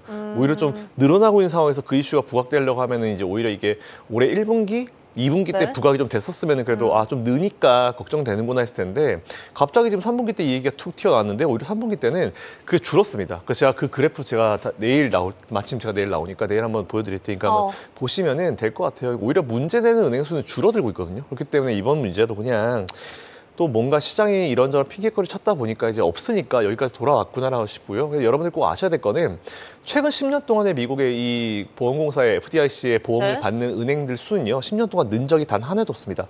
계속 줄었어요. 계속 줄어들었기 때문에 또 이런 이슈 나와도 진짜 심각하면 제가 먼저 말씀을 드리겠죠. 근데 이제 이 이슈 당분간 이 이슈 나올 때는 그냥 아 그렇구나라고 보시면 될 것 같고, 또 재밌는 거는 네. 은행 수는 줄어요. 그럼 이제 디폴트 되거나 이제 파산하는 은행 수는 늘어야 되잖아요. 근데 파산은 별로 안 해요. 그게 무슨 그래요? 얘기다? 줄어들면요, 그 은행들 전부 다 큰 은행들한테 다 인수합병 들어간다는 얘기예요. 실리콘밸리뱅크 그 이후에 아무도 모르죠, 어떻게 됐는지. JP모건에 들어갔어요. JP모건으로 갔나요? 그 고객 풀들이 다 들어갔어요. 그러니까 FDIC에서 이제 관리를 해주거든요. 뭐 따로 뭐 여기 이 사업부는 여기 매각하고 하는데, 사실 그 은행, 그 실리콘밸리뱅크가 가지고 있는 그 고객 풀의 대부분이 사실은 보면 이제 실리콘밸리에 있는 회사들 위주잖아요. 꽤나 괜찮은 고객들이거든요. 고객 풀이 그쵸. 나쁘진 않아요. 그렇기 때문에 어떻게 보면 이제 M&A 측면에서 봤을 때 어려워지는 은행이 있거나 어려워지는 회사가 있으면은 처음에는 그 회사에 인수를 안 합니다. 왜? 가격이 비싸기 때문에. 놔둬요. 더 망할 때까지. 계속 떨어지겠죠. 정말 꼴딱꼴딱 숨이 넘어간 시점, 아니면 정말 디폴트가 되는 시점에 가서 이제 우리가 인수해줄까라고 하면은 원래 그 가격 안 주거든요. 이렇게라도 매수해주세요. 이렇게라도 매각해 주십시오라고 나오거든요. 근데 그때 이제 싼 가격에 받아 먹는 거죠. 보통 그래서 작은 은행들은요, 디폴트 되면은 그렇게 큰 은행들한테 다 넘어가는데, 언론은 항상 이제 그 앞에 큰 이슈만 부각을 시키지 그 은행이 나중에 없어져가지고 어디로 들어가는지 얘기 안 하거든요. 그러니까 그때도 누가 나섰냐면 JP모건의 제이미 다이먼 회장이 나섰어요. 이번에 또 마찬가지였죠. 바퀴벌레 얘기했잖아요. 또 마찬가지잖아요. 그러니까 이번에 사실 바퀴벌레 멘트한 거 되게 재밌었는데 화나신 것 같아요. 왜냐하면 그 자리가 어떤 자리였냐면 JP모건 실적 발표한 자리였거든요. 실적 발표한 자리에서 한 몇천억 날라갔다고 하니까 한 2천억 날라갔죠, 우리나라 돈은. 사실 그 돈이 JP모건 전체에 비하면은 그렇게 큰 돈은 아니에요. 데미지가 있는 수준은 아닌데 짜증은 나는 거죠. 그만큼 실적이 더 나올 수 있었는데 걔들 때문에 이제 털어내니까 짜증 나가지고 이제 바퀴벌레라는 표현을 썼는데, 어쨌든 그렇다 하더라도 결국은 이제 좋은 어떤 사업부나 이런 것들은 JP모건이나 골드만이나 대형 뭐 웰스파고나 이런 쪽에 다 들어가기 때문에 실제로 디폴트로 이어진 문제예요. 디폴트로 이어지는 은행들이 많아지고 그걸 받아줄 만한 은행들이 없으면 문제인데 네. 다 받아주거든요. 그러니까 그게 딱 FDIC 결과에 나와 있어요. 은행 수는 줄어들지만 파산하는 은행 수는 거의 없어요. 한 개, 두 개. 근데 걔네들은 정말 트래시고 거기서 이제 일부 그 좋은 사업부만 빼고 안 좋은 은행 메인들은 날아가는 거기 때문에 전혀 그런 거 좀 마음 쓰실 필요 없을 것 같다라는 생각을 가지고 있습니다. 정말 우려할 필요 없다. 저희가 내일 대표님과 함께 다시 FDIC 자료도 체크를 해볼 거고요. 그럼 이거 한마디로만 여쭐게요. 사실 저희가 앞서 글로벌 IB 종목에 이 자이언스뱅크에 대한 얘기가 나왔거든요. 네네네. 그러면서 너무 과도한 매도였다. 오히려 바이더딥 할 수 있다라는 의견이 자이언스뱅크. 있긴 했는데 어떻게 보세요? 보통 이제 우리가 최악의 상황에서 자이언스뱅크뿐만 아니고 어떤 은행이든지 간에 상장되어 있는 기업이 디폴트 돼가지고 어디에 인수돼서 들어가게 되면은 인수를 유지해주거나 아니면 이제 그 인수하는 기업의 주식과 수합해주는 경우가 되게 많아요. 그렇기 때문에 일단 뭐 그런 건 너무 크게 걱정하실 필요가 없을 것 같지만, 굳이 여러분들이 프로가 아닌 이상 자이언스뱅크까지 매수를 하실 이유가 있을까? 지금 다른 살 게 많죠? 엄청나게 많죠. 아니 골드만삭스나 JP모건도 지금 자리가 나쁘지 않다라고 생각하고 있는 상황에서 위험을 굳이 우리가 감수하면서까지 그렇게 갈 필요가 있을까라는 생각을 사실 좀 해봤습니다. 네. 어찌 보면 그런 투자 의견은 실제 뭔가 투자에 적용한다기보다는 우리가 우려를 덜 수 있는 부분이다. 좀 이렇게 이해를 해보면 좋을 것 같고요. 지금 대형 금융주도 오히려 매력적인 자리다라는 이야기까지 함께 해주셨습니다. 조금 시간이 애매하네요. 지금 개장이 2분가량 남아있는데 저희가 테슬라 관련된 이야기를 좀 여쭤보고 싶거든요. 테슬라 간략하게만 일단 들어볼 수 있을까요? 일단 2% 넘게 상승 마감했고 미 상무부에서도 무역 규정 5년 연장에 대한 소식이 좀 나왔었습니다. 테슬라 뭐 그게 말씀드릴 것도 없을 것 같아요. 그냥 고 하시죠. 고 가시고요. 뭐 저희가 이제 1분밖에 안 남았기 때문에 일단 테슬라는 지금 이제 일론 머스크에 대한 새로운 어떤 이 보상안에 대해서 이제 통과시켜주라 말아야 되라 이런 내용들이 나오고 있는 상황이잖아요. 통과시켜주지 말라고 하는 그런 증권사 얘기 들을 필요 없어요. 당연히 일에 대해서 이제 인센티브를 줘야 되는 게 맞기 때문에 기존 것도 빨리 통과시켜주고 새로운 어떤 목표를 제시해 주는 게 맞다라고 저는 생각하고 있습니다. 좋습니다. 자, 이번 주에 테슬라 실적 발표도 앞두고 있기 때문에 이에 대한 내용 잠시 후에 저희가 이어가겠고요. 국내 증시 개장이 얼마 남지 않았기 때문에 이 부분 먼저 좀 돌아보겠습니다. 자, 현재 예상 체결 지수로는 오늘 코스피와 코스닥 양 시장이 상승 출발 대기하고 있는 상황입니다. 우리 시장이 이 금요일장이 전반적으로 아시아 증시가 좀 약한 모습을 보였지만 그래도 우리 지수는 좀 선방하는 흐름을 보였었고요. 여기에 지금 코스닥 외국인들의 매수세가 계속 유입되고 있다는 점도 체크를 해보시고요. 저희가 이 코스닥에서는 이 에코프로가 무려 20% 넘게 급등하는 등 2차 전지주에 대한 흐름도 오늘 함께 살펴볼 예정입니다. 아무래도 지금 시장 안에서 업종별, 섹터별 희비 교차는 좀 확실하게 나오고 있기 때문에 이 부분에 대한 선별적인 대응 전략은 필요한 시점이 좀 될 것 같습니다. 여기에 지금 우리나라에서 대형주 집중 흐름도 이어지고 있고요. 우리나라 이번 주에 금통위에 대한 일정도 남아 있는데 뭐 동결 전망이 매우 지배적이기는 하지만 이번 주 이벤트들 저희가 하나하나 체크를 하면서 시장 동향도 확인을 해보시면 좋을 것 같습니다. 자, 앞서 아시아 증시는 조금 약했다고 말씀을 드렸었는데 일본 증시가 1% 넘게 내리면서 금요일장을 마쳤었고요. 지금 내일부터는 국회 일정이 기다리고 있기 때문에 다카이치 총재에 대한 부분도 체크를 계속해서 좀 해보시면 좋을 것 같네요. 자, 10월 20일 이번 주 월요일 국내 증시 시장 출발합니다. 자, 우선 이 시장에서 반도체주의 흐름 그리고 여기에 지금 무역 협상과 관련해서 조금씩 기대감을 가져가고 있는 자동차주의 흐름도 같이 확인을 해보시면 좋을 것 같고 최근에 이 올해 하반기에는 좀 상승 흐름을 가져왔다가 조정받고 있는 섹터들도 있기 때문에 오늘 저희가 김선영 대표님과 해당 섹터들에 대한 점검도 준비했으니까요. 이 부분도 저희와 계속해서 좀 함께 하시죠. 자, 현재 저희는 지수 확인해 보겠습니다. 코스피가 오늘 0.71% 오르면서 3,775선에 거래 출발하고 있고요. 코스닥도 0.63% 오름세 864선에서 거래 출발하고 있습니다. 자, 이번 주 3,800 코스피에 대한 도전 계속해서 가져갈 수 있을지 저희가 지켜보시면 좋을 것 같은데 이어서 시가총액 상위주들의 흐름도 만나보시죠. 삼성전자가 0.31% 오르면서 98,200원에 거래되고 있습니다. SK하이닉스는 2%대 상승세 47만 6,500원 현재가고요. 현재 삼성바이오로직스가 소폭의 상승불 켜내고 있습니다. 현대차와 기아가 3% 내외의 상승불 켜내고 있네요. 현대차가 3.09% 강세 25만 500원에 기아는 11만 5,900원에 거래가 되고 있고요. 한화 에어로스페이스도 오늘은 2% 넘게 오르면서 93만 3천원에 거래 출발하고 있습니다. 그 밖에 시총 상위주들은 보합권에서 엇갈리면서 거래 출발하고 있는 흐름입니다. 여기 한화오션도 2% 가까운 상승풀 속에 현재가는 10만 9,300원 기록하고요. 고려아연이 3%대의 상승풀 켜냅니다. 자, 이어서 코스닥 시총 상위주 살펴보시죠. 1위 알테오젠은 오늘 0.58% 오름세로 거래 출발합니다. 현재가 43만 5,500원.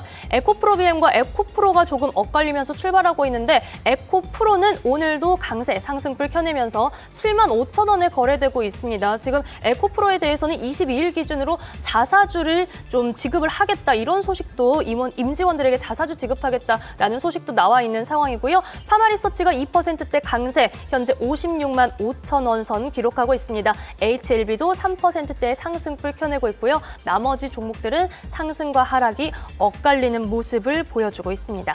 자, 그렇다면 업종별로 살펴봤을 때는 어떨까요? 오늘 코스피에서는요. 지금 기계 장비와 운송 장비 부품 업종이 1%대의 상승불 켜내고 있습니다. 금속도 함께 1%대 상승불, 전반적으로 많은 업종이 상승하고 있는 가운데 오늘 IT 서비스와 화학, 종이, 목재는 소폭의 약세로 출발하고 있고요. 금요일장에서 크게 올랐던 변동성 지수가 오늘은 조금 잠잠해지면서 거래 장초반 흐름 가져가고 있습니다. 코스닥에서도 업종별로 추이 살펴보시면 섬유, 의류와 기계 장비, 의료 정밀 기기까지가 1에서 2% 내외의 상승불 켜내면서 강세 업종으로 시장 출발하고 있고요. 반면 종이목재와 출판 매체 복제, 화학까지가 약세 업종으로 분류되고 있습니다. 자, 여기에 일본 증시 지수 확인해 보시죠. 니케이 지수가 오늘은 1% 넘게 1.65%의 상승불 켜면서 48,378선에서 움직임 가져가고 있습니다. 자, 이렇게 개장 상황 살펴봤는데 지금 오늘 국내 증시 흐름 어떻게 좀 진단하셨어요? 일단 조용하네요. 일단 뭐 저는 사실은 개인적으로 봤을 때 명절 들어가기 전에는 네. 명절날 다 끝나라. 이제 중국이랑 미국이랑 우리나라 대화 끝내라 했는데 계속 길어지고 있는 것 같은데 일단 최근에 나온 내용들을 보니까 협상에는 큰 무리가 없는 것 같아요. 뭐 미국이 3,500억 달러를 얘기했을 때 우리나라는 뭐 저도 그랬지만 정말 말도 안 되는 소리다. 우리나라 외화보유고의 거의 80% 수준이기 때문에 이건 말이 안 되는 소리다라고 했는데 우리나라에서 그러면 이제 최근에 나온 얘기 보니까 이걸 350억 달러씩 10년 10번으로 한번 나눠보자라고 했고 아마 근데 이거 가지고 좀 조정을 하는 것 같아요. 우리나라 입장에서 10번의 이제 할부로 나눠서 이제 하는 걸 던졌는데 미국에서는 아마도 그러지 말고 한 1,000만 달러는 주고 나머지를 할부로 가자 아마 이런 내용이 분명히 나오고 있을 거거든요. 그게 협상의 기본이기 때문에 그래서 아마 그런 내용들이 좀 오가고 있는 것 같고 그리고 아마 우리나라가 저는 그때 좀 했으면 좋지만 안 해줄 거다라고 얘기했던 게 이제 통화 수합, 무제한 통화 수합인데 네.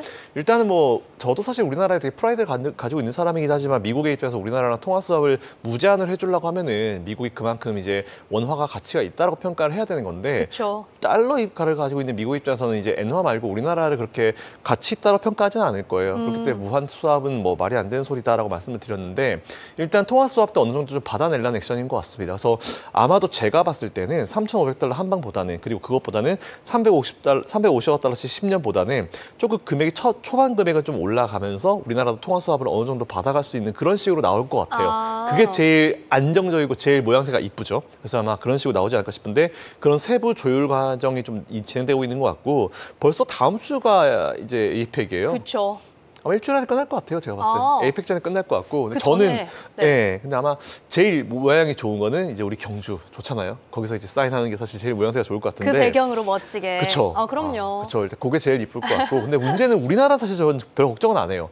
세부 디테일한 부분이 협의이기 때문에 근데 이제 중국이랑 과연 어떻게 될 것인가가 제일 관건이어가지고 뭐 그 내용은 우리가 조금 지켜볼 수 있을 것 같고 그리고 에이펙 관전 포인트는 지금 아직까지 뭐 구체적으로 진행은 안 하고 있다고 하지만 북한이랑 이제 김정은 위원장이랑 김정은 수령이죠. 그분이랑 김정은이랑 이제 트럼프 대통령이 만나는 그 미팅이 과연 어떻게 이루어질 것인가 그거에 대한 부분이 어떻게 될지 좀 관건으로 좀 자리매김하고 있는데 좀 좋은 얘기가 나오게 되면은 우리나라 방산 기업들이나 아니면 이제 대북 관련 기업들이 좀 단기적으로 움직여줄 수 있기 때문에 그거는 좀 같이 체크해 보실 필요가 있을 것 같다라는 생각을 가지고 있습니다. 네, 자 이렇게 오늘 개장 초반 흐름에 대한 이야기 그리고 저희 한미 협상에 대한 전망까지도 함께 체크를 해봤습니다. 저희는 그럼 앞서 이야기했던 테슬라로 잠깐 좀 돌아와 볼 텐데 사실 실적 발표 앞두고 조금 주가가 변동성을 가지는 흐름을 가져왔던 히스토리들도 조금 있잖아요. 이번 실적 발표 관전 포인트 좀 어떻게 보고 계실까요? 항상 그랬어요. 테슬라는 이제 실적 발표 전에 뭐 잘 나올 것 같다, 못 나올 것 같다, 뭐 전기차가 어쨌든 이런 얘기 되게 많이 나오거든요. 그만큼 관심이 높다 보니까. 그렇죠. 저도 관심 많고요. 일단 근데 테슬라 같은 경우는 우리가 이제 좀 뭔가 분석을 잘 해야 되죠. 왜냐하면은 이제 그동안 전기차 판매량만 봤는데 우리나라 LG에서 같은 기업들을 봤지만 최근에 이제 AI 관련주들이 올라가면서 데이터 센터주들이 곽강을 받으면서 데이터 센터 관련주로 ESS가 들어가요. 그러다 보니까 이제 배터리 관련주들이 이제 ESS 쪽으로 들어가면서 어떻게 보면 테슬라 입장에서는 예전에 이제 그 슈퍼차저도 마찬가지고 ESS도 마찬가지였지만 전체 매출 파이가 그렇게 높지는 않았거든요. 근데 이번에 많이 높아졌을 거예요. 저는 이번에 우리나라 기업들도 보니까 LG엔솔 같은 경우도 ESS 비율이 확 올라왔거든요. 그러니까 저는 테슬라 실적에서 과연 ESS나 슈퍼차저 같은 이쪽 라인들 그냥 기존의 메인이 아니었던 이런 매출의 포트폴리오가 과연 어느 정도 실적을 만들어줬을지가 사실 제일 관건이어서 테슬라 실적 또 그 얘기 나올 거예요. 테슬라 실적을 보면 예전에는 전기차가 얼마나 팔렸니 뭐 이런 얘기 나왔는데 사실 생각보다 되게 잘 팔린 건 맞고 그리고 아시겠지만 이 IRA 세금 이제 세제 법안이 이제 혜택이 줄어든다라는 얘기가 나오면서 전기차에 대한 수요가 확 올라갔어요. 그러니까 신차든지 중고차든지 수요가 확 올라왔기 때문에 일단 많이 팔리긴 팔렸을 겁니다. 그래서 저는 그래서 실적은 나쁘지 않게 나올 것 같다. 하지만 중요한 포인트가 뭐냐면은 이제 기존에 잘하는 건 놔두고 과연 이제 ESS 쪽이 얼마나 실적이 잘 나오냐에 따라 가지고 분위기가 달라질 수 있을 것 같고 그것 자체가 이제 원래는 이제 배터리가 이제 전기차로만 우리가 집중을 했었는데 이제는 이제 AI 관련주로 엮였다는 거죠. 그래서 이제 어떻게 보면 테슬라를 우리가 계속 좀 투자를 할 때 좀 평가를 좀 좋게 해야 된다는 이유 자체가 포트폴리오가 다양해지고 있어요. 그래서 이제 이게 제일 포인트다라고 생각하고 있습니다. 네, 테슬라의 이 포트폴리오, 이 부문별 실적에 대한 부분을 저희가 잘 체크를 해보면 좋을 것 같습니다. 자, 그러면 저희가 2차 전지주 연결해서 좀 얘기를 해보면 좋을 것 같은데 지난주 저희 초반에 방송 출연했을 때도 2차 전지 지금 주목해야 할 시점이다라는 이야기를 해줬고 실제로 지난주 뭐 거의 시장의 주인공 중 하나가 아니었을까 하는 흐름이더라고요. 이 흐름 당분간 좀 이어질지 오늘은 조금 종목별로 선별적인 흐름 나오는 것 같거든요. 2차 전지 제가 거의 몇 년 전에 2차 전지 붐이 불었을 때 한참 올라갈 때 제가 매도하시고 반도체 매수하시라고 했다가 엄청 혼났거든요. 그래서 제가 근데 그 이후에 좀 많이 떨어졌다 싶어서 한 1년 정도 전부터 2차 전지에 한번 관심 가져보시면 좋을 것 같다. 근데 분할로 들어가셔라는 말씀을 드렸는데 사실 제가 처음에 2차 전지를 하셔도 될 것 같다. 이 정도면 될 것 같다라고 한 그 금액대보다 더 떨어졌어요. 그 지금 최근에 많이 올라오겠지만 그 금액대 아직 좀 아래쪽에 한참 밑에 있거든요. 있죠. 근데 네. 사실 근데 저는 1년 전에 말씀드릴 때도 그 가격대면은 이제 그렇게 높은 가격대가 아니라고 생각을 했어요. 그 얘기는 더 올라갈 수 있는 구간이 있을 것 같다라고 생각하고 있는 부분이고 똑같습니다. 그러니까 우리나라 2차 전지 관련 기업들 특히 이제 LG엔솔 같은 기업들도 앞에서 설명드렸지만 전기차로만 넣다가 그러니까 제가 처음부터 말씀드렸던 게 그거예요. 배터리라는 게 뭐냐면은 전기를 보관하는 거잖아요. 그쵸. 그렇기 때문에 이건 사실 뭐 전기차로만 집중되어 있지만 이게 나중에 휴대폰으로도 갈 수도 있고 그리고 자동차로도 갈 수도 있고 그리고 다른 쪽으로도 갈 수 있다. 근데 이제 AI라는 테마가 나오면서 AI 쪽에 전기가 많이 들어가는데 이제 전기가 모자라니까 뭐 최근에 이제 뭐 원전 관련 기업들도 나오고 전기를 넣을 수 있는 ESS도 나오고 이제 새로운 쪽이 나왔잖아요. 그러니까 투자를 할 때 제일 좋은 거는 매출의 포트폴리오가 다양한 기업이 제일 좋아요. 다양한 업종이 제일 좋은데 원래는 전기차로만 집중돼 있다가 이제는 ESS로 들어가니까 그렇죠. 전기차 관련주 더하기 AI 관련주로 들어간 거예요. 배터리가. 그래서 저는 오히려 이게 더 각광받을 수 있다고 보고 있고 그 사이에 사실은 이제 많이 내려왔죠. 이 배터리 가격도 많이 떨어졌기 때문에 일단 지금은 못 움직여요. 그러니까 제가 지난주에도 말씀드렸던 대로 네. 이 전기차 관련 기업이나 배터리가 쪽이 뭔가 본격적인 상승이 만들어지려면은 실적은 지금 개선되고 있거든요. 근데 유가가 낮잖아요. 그렇죠. 유가가 올라야 돼요. 유가가 오르기 시작하면 그때 전기차 관련 기업들이 확 올라가면서 테슬라가 2차 스타트가 또 끊어질 수 있으니까 그럼 어떻게 해야 된다? 지금 계속 모아 가시는 게 맞다. 유가가 계속 이렇게 낮은 상황으로 유지되지는 그쵸. 않을 거예요. 네. 아마 미국이랑 중국의 협상 끝나고 나면은 이제 미국이 더 이상 인플레이션 관련을 걱정할 필요가 없기 때문에 아마 사우디가 다시 유가를 컨트롤할 거다라고 보고 있거든요. 그럼 이제 유가가 반등해서 올라가면은 그때는 기름값이 비싸지니까 전기차가 이제 각광을 받을 수 있겠죠. 그래서 지금 어떻게 보면은 전기차 관련 기업들을 매수할 수 있는 기회라고 저는 생각을 해요. 어려우시겠지만 뭐 물론 위에서 매수하셔가지고 지금 마이너스 60% 70% 있으신 분들은 되게 고통이 좀 있으시겠지만 비중이 너무 크신 분들은 추가 매수는 하지 마시고요. 요거로 좀 많이 배우시는 기회로 좀 삼으셨으면 좋겠습니다. 어쨌든 결론적으로 지금은 매수하셔도 되는 시점이다라고 생각했습니다. 어찌 보면 보유하고 계셨던 분들은 힘든 시간이 참 길었었지만 이제는 그래도 조금씩 희망을 갖고 지켜볼 수 있는 상황이라고 좀 저희가 이해를 해보면 좋을 것 같고요. 역시나 키워드는 이제 ESS 이 부분 좀 주목을 해보겠습니다. 저희가 다른 이제 국내 섹터도 좀 점검을 해볼 텐데 두산 에너빌리티 지난주에 좀 시장에서 확실히 뜨거웠던 것 같아요. 첫 가스터빈 수출 소식을 전하고 나서 신고가 경신 랠리를 이어왔는데 이제 조금 밸류에 대한 부담이 확실히 가져가나? 뭐 이런 우려도 좀 나오는 것 같아요. 지금 시점에서 어떻게 평가하고 계세요? 그러니까 원전 관련주를 누가 만일 예전에 AI주 들어가기 전에 한 2년 전에 물어봤으면은 일단 우리나라가 원전을 잘하긴 하지만 이제 우리나라는 탈원전하면서 원전 관련 기업들 다 죽여놨잖아요. 근데 그런 상황에서 이제 AI라는 엄청난 테마가 발생하면서 AI가 다양한 어떤 하위 테마들을 이제 업종들을 만들어냈죠. 근데 그 중에 원전이 각광을 받게 됐고 치고 올라오고 있는 그런 상황인데 저는 결국은 원전에 대한 투자 사이트도요 AI랑 연결을 해서 볼 필요가 있을 것 같다고 보고 있습니다. 그러니까 AI 테마가 꺾이지 않는 이상 어쨌든 지금 전력이 많이 필요해요. 엄청나게 필요하기 때문에 우리가 언제까지 전기를 얻기 위해서 이제 뭘 태우겠습니까? 원전도 이제 사실 위험하긴 하지만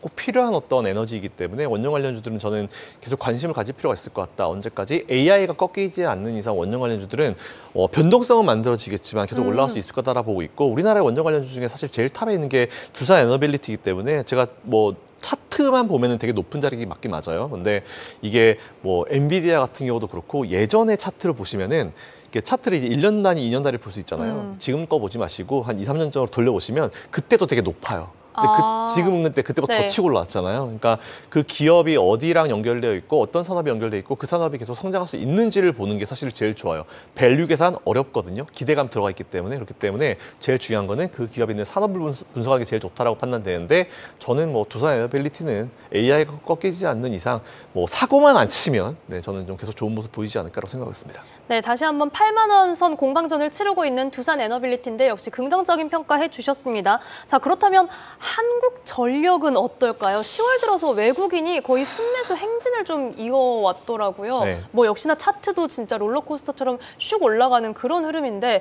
약간 한숨을 내쉬신 것 같아요? 한전기술 같은 다른 기업들은 괜찮은데 저는 한국전력이라는 기업을 제가 개인적으로 별로 안 좋아해가지고 누가 물어보면 이유는요? 그냥 회사 자체가 별로 안 좋아요. 그러니까 뭐 업종에 대한 부분이나 뭐 네. 일하고 있는 부분이나 이런 건 모르겠지만 저는 사실 기업 투자할 때 제일 중요한 게 이제 그 회사를 운영하는 어떤 마인드나 그 회사의 색깔, 컬러를 되게 많이 봐요. 근데 사실 저는 네. 이제 뭐 제가 어떤 식으로 내가 존경할 만한 회사들을 회사 분위기나 그런 기업들을 보통 투자를 한다라는 표현을 제가 개인적으로 많이 하는데 한전은 제가 개인적으로 그렇게 존경하는 기업이 아니기 때문에 딱히 주변에 얘기하는 편은 아닙니다. 그러면은 지금은 그냥 뭐 한전은 한국전력은 지켜보는 네, 일단 네. 저희는 오늘은 좀 0.59% 소폭의 내림세를 좀 보여주고 있는 상황이고요. 저희가 앞서 뭐 북미 회담 가능성에 대한 이야기하면서 방산주에 대한 언급이 잠깐 네. 나왔었는데 뭐 K방산 입장에서도 최근에 글로벌 시장 환경은 좀 지정학적 리스크가 완화되는 그런 분위기들이 있기는 했어요. 여기에 뭐 우리나라에서는 K방산 세일즈 외교, 강훈식 실장 나선다 뭐 이런 이야기들이 나오기는 했는데 지금 시점에서 조정이 좀 더 이어질지 방향성 어떻게 잡아갈지 궁금하거든요. 일단 최근에 방산 기업들이 조정을 받는 타이밍을 보니까 러시아랑 미국이 대화를 좀 하게 되면 조정을 보이고 있어요. 결국은 이제 우리나라 방산 기업들이 알려지게 된 제일 좋은 계기였죠, 사실은. 좋은 계기라고 표현하면 참 그렇긴 하지만 어쨌든 투자의 측면을 봤을 때는 전쟁이 발생을 했고 우리나라 방산 기업들이 가성비도 좋고 그리고 납기를 잘 맞추기 때문에 사실 되게 좋은 홍보 효과를 만들었던 건 사실인 것 같습니다. 근데 그 이슈 자체가 이제 좀 뭔가 해결이 되려는 국면으로 가고 트럼프 대통령이 좀 속도를 내고 있는 상황이기 때문에 거기서 조금 물량이 나오고 있는 부분이고 조정이 좀 이루어지고 있는 부분인 것 같아요. 근데 저는 사실 우리나라 방산기업들한테 되게 좋은 기회가 됐다 생각합니다. 이제 이게 아무리 좋은 제품을 만들고 아무리 좋은 사람이라도 누군가 알아주지 않으면 주가가 못 올라가거든요. 그 사람도 돈을 벌 수가 없어요. 아무리 좋은 사업이라도. 근데 우리나라는 이제 그 계기로 인해서 좀 많이 알려졌다라고 보고 있기 때문에 앞으로 이런 이슈가 있을 때마다 이제 좀 부각이 되지 않을까 싶긴 한데 만일 우크라이나 러시아 전쟁이 종료가 됐다라는 얘기가 나오고 정리가 되면은 조정은 좀 있을 수 있어요. 근데 지금 이제 거의 네. 이제 계속 대화가 오가는 상황이고 불편하고 막 이거 쉽게 끝나지 않을 것 같아라고 하면은 이제 안정적인 흐름을 보이지만 조금 뭔가 정리된 느낌으로 가면은 조금 이제 조정을 받는 느낌이 있었기 때문에 투자하고 계신 분들은 그거 생각하셔가지고 수익 나시는 거 오히려 조금 차익 실현하시고 다른 업종으로 매수해 보시는 것도 전 나쁘지 않다고 봐요. 그러니까 너무 한쪽을 매수해가지고 나는 몇 년 가야지보다는 지금은 좀 유연하게 해도 되는 시장이거든요. 너무 많은 종목들을 매수할 수 있고 너무 많은 업종들을 매수할 수 있는 시점이기 때문에 한 종목으로 이제 끝까지 가야지라고 하는 것보다는 조금 유연하게 투자를 좀 하시는 것도 지금 좋지 않을까라고 생각하고 있습니다. 네, 오늘 시점에서 좀 방산주 다시 체크를 해보시면 좋을 것 같아요. 유연한 전략을 말씀해 주셨고 현재 지금 하나 에어로스페이스는 그래도 3%대 반등을 좀 보여주고 있는 상황입니다. 이 지정학적 리스크 관련해서도 정말 계속해서 뉴스가 쏟아지고 있고 트럼프 대통령도 말이 또 다시 한번 바뀌는 그런 부분들 토마호크 지원하지 않겠다. 뭐 이런 이야기들도 나오고 있으니까요. 끝까지 볼 필요는 있는 상황입니다. 자, 현재 지금 코스피가 보합권에서 좀 방향성을 탐색하고 있습니다. 잠시 하락 반전했다가 이 안에서 오락가락 해 나가는 모습을 보여주고 있고 삼성전자는 1%대 내림세, SK하이닉스는 0.64% 소폭의 상승불만을 유지하고 있다. 지금 국내 시장 동향도 함께 체크를 해보시면 좋을 것 같습니다. 자, 이번에는 저희가 금, 은, 비트코인 요 얘기를 좀 해보고 싶은데 저희가 한 10월 초까지만 해도 에브리싱 랠리 이야기 참 많이 나왔어요. 그런데 그 후에 금과 은은 계속해서 오름세 가져갔다가 금요일장에서 좀 많이 빠졌고요. 비트코인은 뭐 10월 들어서 계속해서 오락가락하는 것 같아요. 우선은 비트코인부터 좀 체크를 해볼까요?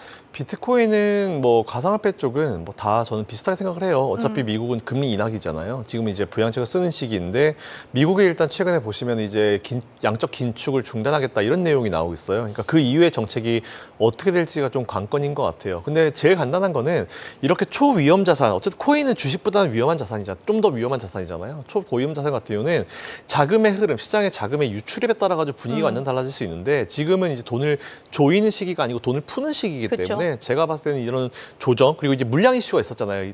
비트코인 같은 경우는 그런 것들이 어느 정도 정리가 되면은 시장과 거의 붙어가지고 같이 우상향을 만들어서 갈 수 있기 때문에 코인 관련주들은 이제 투자를 조금 이어가셔도 되는데 대신에 너무 큰 비중을 하시면 안 되고요. 뭐 전체 투자 자금의 10% 안쪽으로 하시는 게 저는 낫지 않을까라고 생각하고 있습니다. 비중 조절은 필요한 상황. 금이랑 은은 금요일장에 좀 특히나 은 같은 경우는 뭐 6% 가까이 빠지기도 했고 금도 좀 조정이 나와서 지금 주의해야 할 구간인가 이런 생각 바로 하시는 분들도 계셨을 것 같아요. 뭐 금이나 은이나 팔라듐이나 플래티넘이나 다 빠졌더라고요. 오히려 팔라듐이 되게 많이 떨어져가지고 근데 일단 원자재 쪽에서 지금 하락이 있다라고 보는 게 맞는 것 같아요. 금은도 많이 빠졌지만 전반적인 원자재들이 좀 다 빠졌기 때문에 이건 뭐 금, 은, 뭐 귀금속만의 문제는 아니다라고 좀 보고 있고 희귀금속에 대한 이슈들이 좀 나오고 있는 상황이잖아요. 그러니까 지금 이 원자재 쪽은 어쩔 수 없는 것 같아요. 중국이랑 미국 간의 관계에 껴가지고 이제 분위기가 좀 나올 수밖에 없는 그런 상황이기 때문에 일단은 미중 간의 어떤 분위기가 어느 정도 좀 안정을 찾아야지 분위기가 그 이후에 바뀔 수 있다는 생각이 좀 들고 그러니까 지금 원자재 투자가 진짜 너무 어렵다는 거죠. 이것 때문에 정말 어렵기 때문에 그래서 저는 누가 이제 안 그래도 후배가 물어보더라고요. 형 지금 금 사는 거 어때라고 물어보길래 현물은 괜찮아. 네가 금을 뭐 콩알금 같은 거 사는 건 괜찮은데 뭐 금 관련 ETF를 투자하거나 금 관련 주식을 투자하는 건 난 좀 반대야. 왜냐면은 금 현물을 가지고 있으면 그건 언제나 쓸 수 있거든요. 근데 이제 금 관련 주식이나 ETF들을 매수해서 그 업사이드를 기대하는 것보다는 오히려 더 높은 업사이드를 기대할 수 있는 업종과 주식들이 많기 때문에 금 관련 ETF나 금 관련 주식을 사는 것보다는 오히려 이제 일반 주식을 사는 게 저는 지금 훨씬 낫다라고 생각했습니다. 어찌 보면 저희가 확실히 이 투자 매력도에도 우선순위를 좀 매겨가면서 네. 접근을 하는 게 필요하겠다라는 생각이 듭니다. 자, 그렇다면 저희 이제 오늘 시장 전략 짜볼까요? 일단 다음 주까지는 그냥 아무것도 안 하셨으면 좋겠어요. 뭐 매수하고 싶으시면 좀 눌림을 있을 때 매수하시면 될 것 같고 오늘 삼성전자 아마 되게 궁금해하실 것 같은데 삼성전자는 지금 좀 쉬어갈 때 됐고요. 그리고 지난주에 또 기사가 나온 게 있잖아요.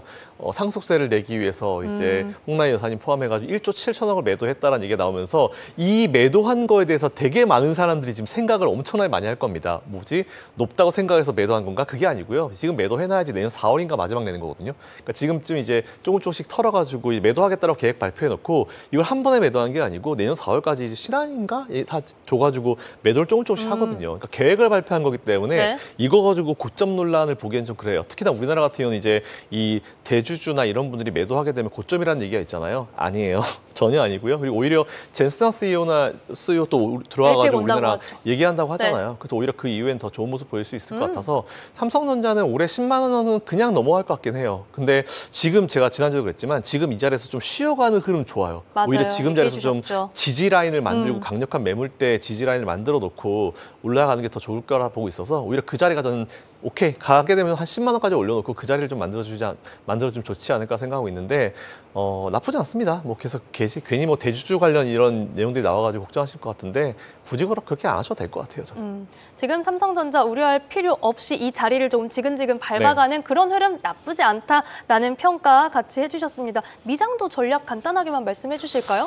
미장도 변동성 되게 크죠. 게다가 이번 주도 CPI 발표되잖아요. 그러니까 경제지표 밀렸던 것들이 이번 주에 발표가 되는데 사실 별로 크게 걱정은 안 하는 느낌인 것 같긴 해요. 근데 어쨌든 경제지표가 밀었던 게 발표가 되는 부분이기 때문에 이번 주는 조금 주요 경제지표가 있으니까 우리가 항상 이제 주요 경제지표가 발표가 있는 주간에는 좀 눌림을 이용하거나 좀 기다렸다가 좀 천천히 매수하는 느낌이 있잖아요. 지금 미국은 연말 12월까지 봤을 때는 매수하셔도 괜찮다라고 보고 있습니다. 큰 그림은 그렇게 그려드리고 맞아요, 네. 만일 그래서 이번 주에 밀린다라고 하면은 오히려 밀린 걸 이용해서 이제 추가 매수, 신규 매수가 괜찮다. 여전히 저는 바잉 의견을 드리겠습니다.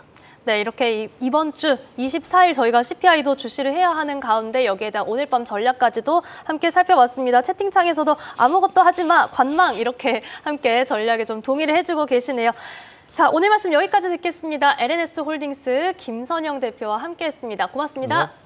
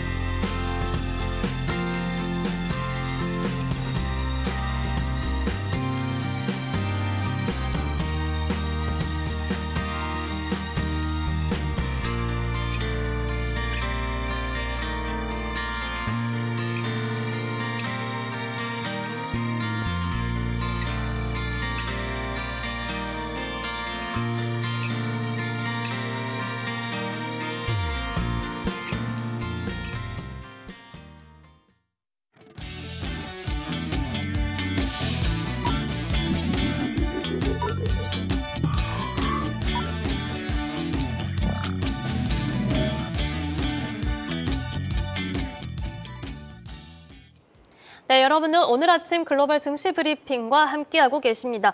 자, 지금 국내 시장 분위기가 바뀌어서 잠시 국내 증시 지수부터 좀 체크를 해보실게요. 저희가 지금 코스피가 0.48% 내림세를 나타내고 있습니다. 오늘 소폭의 상승 출발을 했던 우리 시장이 현재는 코스피가 하락으로 전환하고 나서 낙폭을 좀 가져가고 있는데요. 현재 3,730선, 하지만 코스닥은 상승불 유지하고 있습니다. 현재 862선의 움직임 보여주고 있습니다. 자, 그렇다면 이제 아시아 증시는 어떤 흐름을 가져가게 될지, 특히나 이번 주에 중국에 워낙 빅 이벤트가 기다리고 있기 때문에 저희가 지난주 시장 복습도 꼼꼼하게 해봐야 할 텐데요. 이하림, 김서희 아나운서와 함께합니다. 두 분 어서 오세요. 안녕하세요. 안녕하세요. 네, 두 분 다 주말 잘 보내셨나요? 네, 너무 즐겁게 보냈습니다. 또 잘 보내셨죠? 네, 오늘 날씨가 너무 추워져가지고 맞아요. 마지막 좀 가을을 즐겼던 것 같습니다. 좋습니다. 참 정말 이 추워진 날씨를 모든 분들이 얘기를 하시는 것 같은데 두 분도 그렇고 우리 시청자 여러분들도 감기 조심하시길 바랍니다. 금요일장에 우리 시장은 선방했었지만 일본 증시도 내렸고 중화권 증시도 좀 낙폭을 깊게 가져갔었습니다. 이런 부분들을 저희가 꼼꼼하게 약간 오답노트처럼 체크를 해봐야지 그쵸. 오늘장 대응이 중요할 것 같은데, 우선 저희가 금요일장 정리 이하림 아나운서와 함께 해볼까요? 네, 일단 지난주 금요일 중국 증시는 전반적으로 다 하락세를 좀 보였습니다. 아무래도 미중 갈등이 또 계속되고 있는 영향도 있고요. 이제 오늘부터 중국의 4중 전회가 열리게 되는데 이러한 빅 이벤트를 앞두고 시장에서는 변동폭이 좀 커진 상황이었습니다. 지수 자세하게 한번 살펴보시면 상해 종합지수는 1.95%대 빠졌고요. 선전 성분지수도 3%대 밀리는 모습이었습니다. 홍콩 항생지수도 상황이 다르지 않았는데 2.48% 빠졌고 테크 지수 같은 경우에는 그보다 더 큰 낙폭 보이면서 4%대 빠지는 아쉬운 흐름이 좀 연출이 됐습니다. 네. 이 업종별로 어땠는지 히트맵 통해서 조금 더 자세하게 살펴보도록 할게요. 네. 일단 히트맵도 한번 살펴보시면 아주 그냥 다 파랗게 좀 질린 장세가 연출이 좀 됐었죠. 그럼에도 빨간불을 켜냈던 업종이 있기는 했는데 일단은 금 관련주입니다. 이 지난주 금요일 중국장이 열려있던 시간까지만 해도 글로벌 금 가격이 사상 최고치를 좀 경신하면서 랠리를 이어갔기 때문인데요. 금 가격이 이제 금요일장 기준으로는 트로이온스당 4,300달러 선을 넘기기도 했었죠.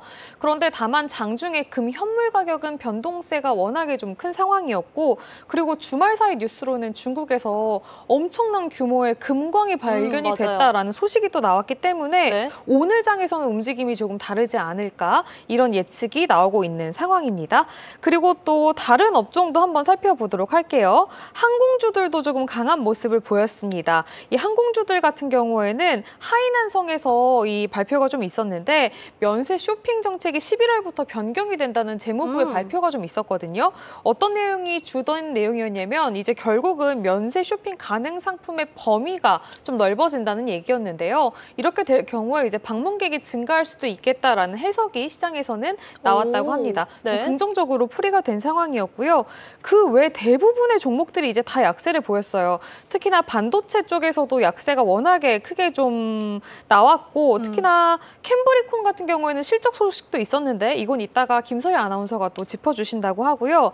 가전 쪽에서도 약세가 좀 두드러졌습니다. 그래서 폭스콘이라든지 입신정밀이라든지 각각 5%대, 6%대 빠지는 흐름을 좀 아쉽게 보였다라고 정리를 해볼 수가 있을 것 같고, 그리고 최근 들어서 흐름이 좀 괜찮았던 태양광 관련된 종목들도 약세가 연출이 되면서 양광 전원이죠. 이 선그로우 파워 서플라이 같은 종목은 무려 10%대 빠지는 모습이 또 보여졌다는 점까지 체크를 해볼 수가 있겠습니다. 네. 그러면 대만 증시는 어떻게 마무리가 됐는지도 이어서 바로 살펴보도록 할게요. 금요일 대만 지수도 이 흐름이 그렇게 좋지는 않았습니다. 각권 지수가 1.25% 빠지면서 아쉬운 마무리를 했고요. 대만 증시에서 가장 큰 비중을 차지하고 있는 게 TSMC잖아요. TSMC도 이 대만 증시에서는 2.36% 약세를 보였습니다. 미장에서도 움직임이 크게 다르게 나오지 않았는데요. 1.59% 빠지면서 마무리가 됐습니다. 장중 한때는 이 상승세를 보이는 구간도 좀 있었지만요. 중반부터는 힘이 빠지면서 점차적으로 낙폭을 키우는 아쉬운 흐름이었고요. TSMC 관련해서는 이 엔비디아의 블랙웰이 이제 미국 공장에서 생산이 될 것이다 라는 소식이 또 전해졌다고 하는데 요것도 이따가 김서희 아나운서가 조금 더 자세하게 브리핑을 해주신다고 합니다. 네. 그럼 저희는 이제 중국 증시의 주요 종목들이죠. T10이 어떻게 마감이 됐는지도 빠르게 리뷰를 해보도록 하겠습니다. 첫 번째로 좀 살펴볼 종목은 알리바바인데요. 알리바바가 이제 지난주 금요일장에서도 4%가 밀렸습니다. 좀 여러 가지 소식이 있었는데 일단 알리바바랑 그 계열사인 엔트그룹이 홍콩에서 이 대형 부동산을 매입했다라는 소식도 있었어요. 이거는 이따가 또 김소희 아나운서가 리뷰를 해주신다고 하고요. 주말 사이에 또 업데이트가 된 뉴스가 있었는데 알리바바와 징둥닷컴이 이제 홍콩에서 추진을 하고 있었던 스테이블 코인의 발행 프로젝트가 전면 중단이 되었다는 뉴스가 또 나왔습니다. 이게 이제 중국의 금융 당국이 사실상 민간 주도의 디지털 화폐 발행에 좀 제동을 걸었다라고 해석이 되고 있는데 이런 내용들이 오늘 주가에는 또 어떤 영향을 미칠지도 눈여겨서 살펴보셔야 될 것 같고요. 메이투안도 마찬가지로 4%대 좀 크게 밀리는 모습이었습니다. 징동닷컴도 3%대가 빠졌는데요. 이 징동닷컴이 앞서서 이야기를 했듯이 알리바바처럼 이 스테이블 코인 사업도 같이 했다가 지금 막혔고 그리고 홍콩에서 사업을 확충하는 것도 알리바바랑 되게 상황이 비슷해요. 최근 들어서 뭐 물류시설 증강 등을 위해서 홍콩에 좀 부동산 매입을 많이 했던 그런 추세라고 하는데 알리바바랑 이 주가의 움직임이 좀 어떻게 다를지 혹은 어떻게 같이 갈지도 좀 계속해서 주목을 해보시면 좋을 것 같습니다. 네. 비아디는 또 4%대 좀 큰 폭으로 밀리는 모습이었는데요. 일단 좋은 소식이 있고 나쁜 소식이 있습니다. 좋은 소식은 이제 비아디가 태국에서 10만 번째 차량을 팔았다. 이제 태국에서도 그래도 잘 나가고 있다라는 소식이었고요. 네. 나쁜 소식은 뭐냐면 차량 리콜 소식이 또 전해졌다고 하는데요. 이 비아디의 하이브리드 차량인 이 탕 시리즈 4만 대 가량이 리콜에 들어갔고요. 네. 전기차 유한 프로 차량이 7만 대 가까이가 지금 리콜에 들어갔습니다. 도합 11만 대. 결코 적지 않은 숫자이기 그쵸. 때문에 또 좀 투자자분들이 실망을 하지 않을까 이런 우려가 전해지고 있는 상황이고요. 지리자동차도 마찬가지로 좋은 소식과 나쁜 소식이 하나씩 있었는데요. 일단은 시장에서는 4%대 밀리면서 좀 아쉬운 마무리가 됐고 좋은 소식은 닝봇이랑 전략적 협약을 체결했다는 소식이었습니다. 서로 좀 윈윈할 수 있는 전략들이 앞으로 많이 나올 수도 있겠다라는 해석이 전해지고 있고요. 나쁜 소식은 지리자동차도 이제 리콜 소식이 있었는데요. 네. 그래도 차량 대수가 좀 적습니다. 4만 6천 대 가량 리콜에 들어갔다는 소식이었습니다. 텐센트 이어서 살펴볼게요. 텐센트는 1.9%대가 밀리는 모습이었습니다. 앞선 기술주 종목들이 워낙에 낙폭이 컸기 때문에 1.9% 정도 밀렸다고 하니까 약간 선방했나? 상대적으로 약간 이런 생각도 조금 그러니까요. 드는 것 같아요. 샤오미로 한번 넘어가 보시면 3.6%대 또 빠지면서 최근 들어서 정말 아쉬운 주가 흐름 보여주고 있는 상황입니다. 네. 오히려 투자자분들은 더 내려오기를 바라시는 분들도 계시는 것 같아요. 좀 그런 의미에서는 지금이 저점인가? 이렇게도 좀 생각을 해보실 수 있을 것 같고요. 바이두도 4%대가 빠졌는데요. 주말 사이에 또 새로운 뉴스가 하나 나왔는데 바이두의 건강사업부문 이 바이두 헬스가 AI 헬스 어시스턴트를 새롭게 출시했다고 합니다. 건강 상담도 도와주고요. 뭐 의료기록 관리도 도와준다고 하고요. 진료 예약까지 도와주는 시스템이라고 하니까 이런 부분들도 계속해서 체크를 해보시고요. 네디즈는 마찬가지로 3%대 빠졌습니다. 그리고 SMIC는 좀 낙폭이 크게 나왔는데요. 무려 6%대 급락하는 모습이었습니다. 개별 악재가 있는 것은 아니지만 워낙에 많이 오른 종목이기 때문에 이렇게 기술주들이 조정을 한번 받을 때마다 이 반도체 관련한 종목 SMIC가 좀 큰 폭으로 조정을 받는다라고 기억을 해보시면 좋을 것 같습니다. 벤치마크 지수들 흐름 어땠는지도 이어서 살펴보도록 할게요. 네. 일단 CSI 300 지수 같은 경우에는 2%대가 빠졌습니다. 근데 기술주들의 비중이 더 높은 차이넥스트 지수는 더 많이 빠졌거든요. 3%대가 빠졌고 과창판 50 지수 역시 기술주들의 비중이 굉장히 높죠. 그렇기 때문에 3.7%대 밀리는 모습이 좀 보여졌습니다. 그 중에서도 그래도 좀 시장에서 선방한 종목은 언제나 있기 마련인데요. 오늘 주요 종목으로 가지고 온 거는 중국 농업은행입니다. 네. 티커 코드로는 601288인데요. 이 농업은행은 사실은 그렇게 시장에 관심을 받고 있었던 종목은 아니었는데 시장의 주도주들, 기술주들이 워낙에 최근 들어서 조정을 크게 받고 있기 때문에 그간 좀 상대적으로 소외를 받았던 금융 관련된 종목들, 특히나 이 고배당주로 꼽히는 은행주들의 투심이 좀 몰리고 있다고 합니다. 이 같은 소식에 힘입어서 최근 들어서 지금 주가가 조금 급등세를 이어가다가요. 이제 금요일장 기준으로는 주가가 사상 최고치를 기록했다는 점까지 체크를 해보실 수가 있겠습니다. 아, 정말 지금 농업은행이 딱 그 방어주의 역할을 탄탄하게 해주지 않았나라는 생각이 들기도 하고요. 저희가 T10의 차트를 하나하나 확인할 때마다 너무나 이 파란색 음봉이 딱 하니 자리 잡고 있어서 조금 마음이 씁쓸한 부분도 있는데 저희가 잠시 후에 성현주 연구위원과 함께 이번 주 시장 전략도 좀 체크를 해보겠습니다. 기술주에 대한 부분 확인해 볼 테니까 끝까지 함께해 주시고요. 이하림 아나운서 수고하셨습니다.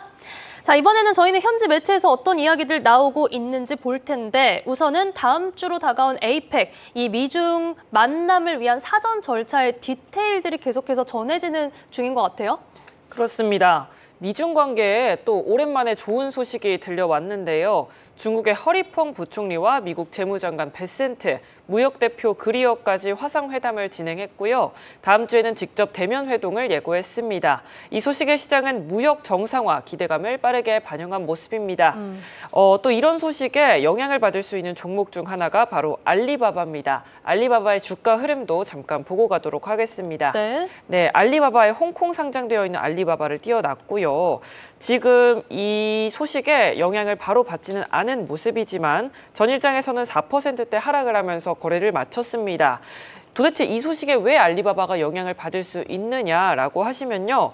최근 알리바바와 엔투그룹이 또 홍콩 공동 본사를 설립한다는 발표가 있었습니다. 부동산 이슈를 넘어서 중국의 빅테크들이 홍콩을 이용해서 해외 시장과의 연결을 강화하려는 시도로 보이는데요. 미중 협상이 진전이 된다면 중국 내 외국계 투자 환경이 좀 완화가 될 수 있겠고요. 또 홍콩 상장 대형주이자 핀테크인 이런 알리바바 그리고 또 텐센트 이런 업종들이 1차 수혜를 받을 가능성이 크겠습니다. 네, 지금 최근에는 좀 차트적으로도 아쉬운 흐름들을 보여주고 있지만 저희가 뭐 지난주 초에도 저가 매수에 대한 그런 전략들, 전망들을 좀 확인했던 바가 있기 때문에 이 빅테크 관련해서는 또 경제적인 분위기 속에서 함께 좀 확인을 해보시면 좋을 것 같습니다. 자, 이번에는 저희가 반도체주에 대한 이야기 좀 살펴볼까요? 네, 이번 주 시장의 또 다른 주인공은 바로 반도체인데요. 엔비디아가 이 TSMC의 애리조나 공장에서 234나노 공정 그리고 A16 칩 생산을 공식화하게 됐는데요. TSMC와 엔비디아 공급망 전반에 온기가 돌았던 모습입니다. 그 여파로 중국 반도체주도 동반 강세를 보였는데요. 특히 상하이 증시에 상장된 캠브리콘은 3분기 매출이 전년 대비 13배 급증하면서 흑자 전환을 기록했습니다. 그리고 홍콩 시장에서도 AI 칩 기대감으로 관련 종목들이 줄줄이 상승을 했던 모습인데요. 캠브리콘 주가 흐름도 한번 보고 가도록 하겠습니다. 네, 캠브리콘 일단 그 흑자 전환을 하기는 했지만 이 뉴스가 전일장 마감 이후에 나온 기사긴 합니다. 그래서 오늘을 주목을 해보셔야 될 것 같고요. 어제장은 2%대 하락으로 마감을 했던 모습입니다. 상해에 상장되어 있는 캠브리콘 한무기 기억을 해주시면 될 것 같습니다. 또 이 캠브리콘에 더불어서 AI 칩 신흥주인 비렌 테크놀로지 역시 홍콩 IPO 추진 소식이 전해지면서 중국 반도체의 기대감이 커지고 있는 모습입니다. 일단은 전일장 반도체 업종도 함께 보실 텐데요. 이거는 이제 종목이 아니고 업종입니다. 업종 히트맵인데요. 전일장 반도체 업종은 또 6%대 하락 마감을 했던 모습입니다. 오늘 흐름을 계속해서 주목을 해주시면 좋을 것 같고요. AI 칩 그리고 반도체 장비주 마지막으로 소재 공급사까지 이 정책 수혜와 기술 자립 흐름이 맞물리면서 현재 외국인 자금이 빠르게 유입되고 있는 모습입니다. 네, 지금 짚어드린 것처럼 캠브리콘의 3분기 매출이 굉장히 폭증을 했고 여기에 순이익도 적자에서 흑자로까지 전환을 했기 때문에 이 부분에 대해서 좀 아무래도 금요일장 아쉬웠던 흐름에 오늘 활력을 불어넣으면서 반등할 수 있을지 좀 지켜볼 만한 포인트가 될 것 같습니다. 자, 이번에는 저희가 자율주행과 관련된 이야기도 살펴볼 텐데 저희가 자율주행 차량 관련해서도 우리 김서희 아나운서가 예전에 전해주시지 않았나 싶거든요. 맞습니다. 저번에 포니 AI와 위라이드를 함께 맞아요. IPO 소식으로 묶어서 전달을 해드렸는데요. 이 포니 AI가 더 이제 업데이트된 소식이 있어서 가지고 와봤습니다. 이 로보택시 기업인 포니 AI가 홍콩 IPO 청문을 통과하면서 연내 상장을 추진하기로 했습니다. 자율주행 1000대 상용화 목표를 세웠고요. AI 모빌리티 산업의 본격 개화를 알린 겁니다. 이 포니 AI는 빠른 시일 내에 상장일이 확정이 될 걸로 보이고요. 연내 상장을 하기로 했으니까 계속해서 주목을 해주시면 좋을 것 같습니다. 이 소식과 더불어서 홍콩 전기차 대표주인 비아디도 함께 보고 가실 텐데요. 네. 로보택시도 등장을 하면서 기술력이 높아지고 있는 가운데 중국의 소모적 가격 억제와 더불어서 비아디도 반등할 수 있을지 계속해서 주목을 해보시면 좋을 것 같습니다. 제가 비아디, 홍콩에 상장되어 있는 비아디 주가도 한번 띄워봤는데요. 전일장에서는 4%대 하락을 했던 모습입니다. 그런데 현재 중국의 모빌리티 시장이 계속해서 상승을 하고 있고 또 그 중심에는 전기차, 비아디가 있기 때문에 함께 더불어서 주목을 해주시면 좋을 것 같습니다. 이 비아디는 또 유럽 전기차 시장 진출 속도를 높이고 있고요. 미중 경제 완화 기대감과 맞물리면서 이런 글로벌 전기차 밸류체인 기업들이 가장 빠르게 수혜를 받을 걸로 보입니다. 계속해서 주목해 주시면 좋을 것 같습니다. 네, 포니 AI 이 IPO 스케줄이 좀 확정되면은 그 내용도 저희 김서희 아나운서가 전해주시면 좋을 것 같고 비아디에 대해서는 정말 오늘 좀 상반되는 그런 내용들을 저희가 함께 전해드렸기 때문에 여러분들이 투자 시에 이 부분은 균형감 있게 지켜보시면 좋을 것 같습니다. 앞서 이하림 아나운서가 이 리콜, 대규모 리콜에 대한 이야기도 드렸고요. 하지만 지금 자율주행이나 기술력 관련해서는 기대감도 계속해서 가지면서 지켜볼 수 있는 기업이니까요. 함께 지켜보시죠. 자, 저희는 김서희 아나운서 그리고 이하림 아나운서와 함께했습니다. 고맙습니다.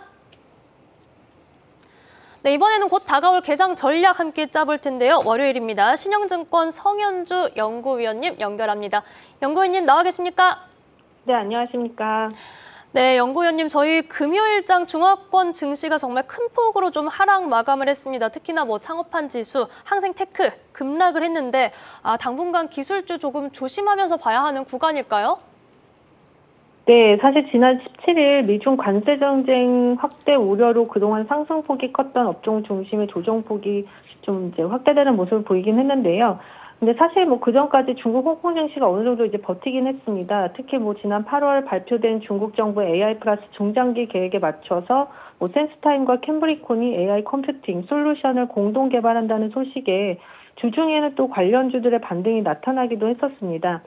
주말에는 미중 정상들의 그 에이펙 정상회담도 가능성이 나오면서 이번 주는 중국 증시 반등 시도가 예상됩니다.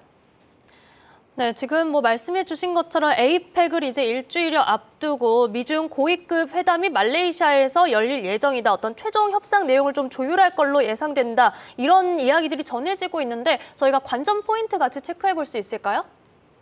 사실 이 미중 관세 문제에 있어서 핵심은 중국 입장에서는 사실 이제 여전히 관세가 높다라는 겁니다. 미국의 지금 대중 관세가 현재 펜타닐 관세 20%, 상호 관세 10%, 일기 관세가 지금 이제 한 25%에서 평균 한 55%인데 지난 5월에 중국은 사실 대미 관세를 한 10%로 낮춘 상황에서 중국은 되도록 관세를 낮추려고 할 가능성이 크다는 점입니다.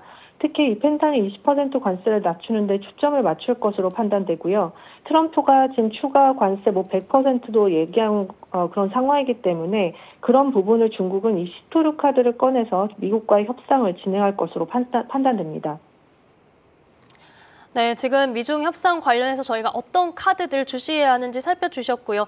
또 이번 주가 사실 중국에게 참 중요한 한 주가 될 것 같습니다. 우선 오늘부터 사중 전회가 시작되는 가운데 대규모 부양책에 대한 기대감도 저희가 갖고 있는 상황이고요. GDP나 산업 생산 등 이 실물 경제 지표도 발표될 예정인데 이와 관련해서 좀 어떻게 보고 계실까요?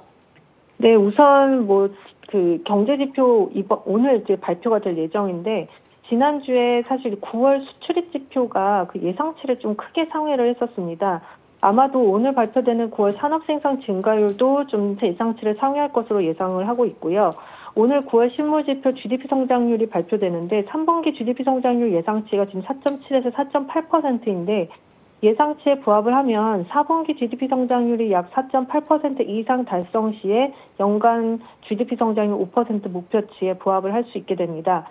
내수시장 부진이 지속되고 있는 상황에서 수출이 그나마 양호한 부분이 지금 이제 3분기 성장을 받쳐줬는데 그렇다고 보면 4분기에 이 관세 불확실성이 여전한 상황에서 결국 이 10월 말 APEC에서의 미중 관세 협상 등을 잘 마무리하느냐에 따른 이 향후 중국 정부의 부양책 강도가 조정될 것이라는 판단이고요. 오늘 오전에 이제 사중전회가 비공식으로 이제 개최가 됩니다. 15차 5개년 로드맵 또 인사 조정이 있을 것으로 예상되는데 이 관전 포인트 한 3가지를 말씀드리면 첫 번째는 15차 5개년 이 산업정책 로드맵의 구성입니다. 분명히 이제 AI 플러스를 주축으로 한 산업정책, 그리고 과잉 생산 문제 완화 등이 좀 포함될 것으로 예상되고요. 두 번째는 가계와 기업의 세수 조정입니다. 이게 민간 기업들, 특히 이제 첨단 기술 산업의 이 민간 기업들의 자본 지출을 확대하기 위해서 아마 미국처럼 세수대 정책 등의 내용들이 좀 포함될 것으로 예상을 하고 있습니다. 세 번째는 인사 조정입니다. 중앙위원 공석 인사 그리고 낭만화 숙청철로 대부분 공석인 중앙군사위원회 이 당 정군 고위급 교체 및 조직 정비 가능성이 지금 예상되고 있는 상황입니다. 네, 이렇게 지금 사중전회 그리고 지표 발표에 대해서 저희가 어떤 부분 좀 염두에 둬야 하는지도 함께 짚어주셨습니다. 자, 그렇다면 오늘장은 저희가 어떻게 대응해보면 좋을까요? 지난주 금요일에 이제 장마감 이후에 미중 관세 전쟁 완화 기대감 등으로 항생 H지수 선물지수가 2% 넘게 상승 마감한 것을 감안하면 오늘 중국 증시는 아마 반등할 것으로 예상을 하고 있고요. 오전에 이제 3분기 GDP 성장률 그리고 사중전에 개최되면서 지난주 조정폭이 컸던 업종인 IT나 헬스케어 등의 중심으로 반등 시도는 예상됩니다. 이제 다만 10월 말에 이제 APEC 회의 전까지 정치적 불확실성이 여전한 상황이다 보니 대내 정치적인 이슈에 따른 변동성 국면은 당분간 지속될 것으로 판단됩니다. 네, 변동성에 대해서는 주의하되 오늘장은 연구위원님 말씀대로 저희가 좀 반등을 기대해 보겠습니다. 자, 오늘장 전략 도움 말씀에 신영증권 성현주 연구위원과 함께했습니다. 고맙습니다. 네, 감사합니다. 네, 저희가 앞서 짚어드린 대로 이제 중국에서도 빅 이벤트가 예정되어 있고요. 일본에서도 이번 주에 국회 일정이 시작되고 우리나라는 금통위까지도 기다리고 있습니다. 이렇게 글로벌 증시와 관련해서 계속해서 체크해볼 만한 이슈, 일정들도 많이 있고요. 저희가 이 전반적으로 아우르는 증시 대응 전략 함께 전해드리고 있기 때문에 계속해서 앞으로도 저희 방송 함께 해주시면 감사드리겠습니다. 자, 저희는 매일 아침 8시부터 10시까지 인사드리고 있습니다. 내일 아침 8시에 다시 찾아오고요. 잠시 후 글로벌 마켓 인터뷰 그리고 아시아 증시 라이브가 이어집니다. 함께해 주시죠. 오늘도 함께해 주신 여러분 고맙습니다.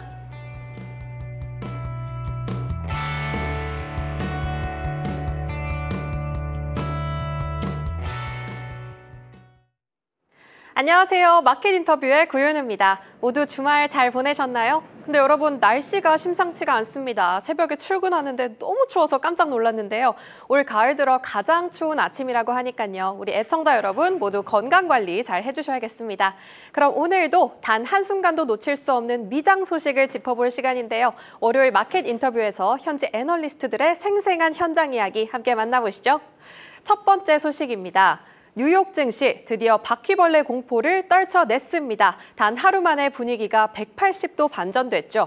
지역은행 부실 우려로 휘청이던 시장은요. 트럼프 대통령이 시진핑 중국 국가주석과 정상회담을 예정대로 진행할 것이라고 거듭 밝히면서 투자 심리에 온기가 돈 겁니다. 3대 지수 역시 숨통이 트였는데요. 다우지수 0.52%, S&P 500 지수 0.53%, 나스닥 0.52% 오르면서 반등 마감했습니다. 특히 금융주가 불을 뿜었죠. 폭락했던 자이언츠뱅크가 5.8%, 제프리스는 5.9% 급등했고요. 지역은행 ETF도 1.6% 상승했습니다. 또 AI와 반도체 섹터 살펴보시면 엔비디아는 N스케일과 마이크로소프트의 대규모 데이터 센터 계약 소식으로 GPU 20만 개를 공급하게 됐죠. 이 기대감에 엔비디아 주가는 0.8% 상승했고요. 인텔도 0.46% 올랐습니다. 다만 AMD와 브로드컴, TSMC는 일제히 하락하면서 반도체 지수는 0.32% 밀렸습니다. 한편 양자 컴퓨터주는 여전히 부진했는데요. 아이온큐가 4% 급락하면서 닷새 연속 하락세를 보였습니다. 곧 만나보실 투자 전문가 벤 맥밀런은요. 저신용 부문 부실 확산과 인플레이션 우려 속에서 금과 은의 실물 매수 러시가 벌어지고 있다고 분석하는데요. 자세한 이야기 인터뷰로 함께 들어보시죠. The biggest news in the last couple of days have been, I think, kind of the cracks emerging in the credit spectrum. So, obviously, stocks have been bid, valuations are high. There's, generally been concerns over the last few months about, is there going to be a correction? How's the economy look? The jobs numbers.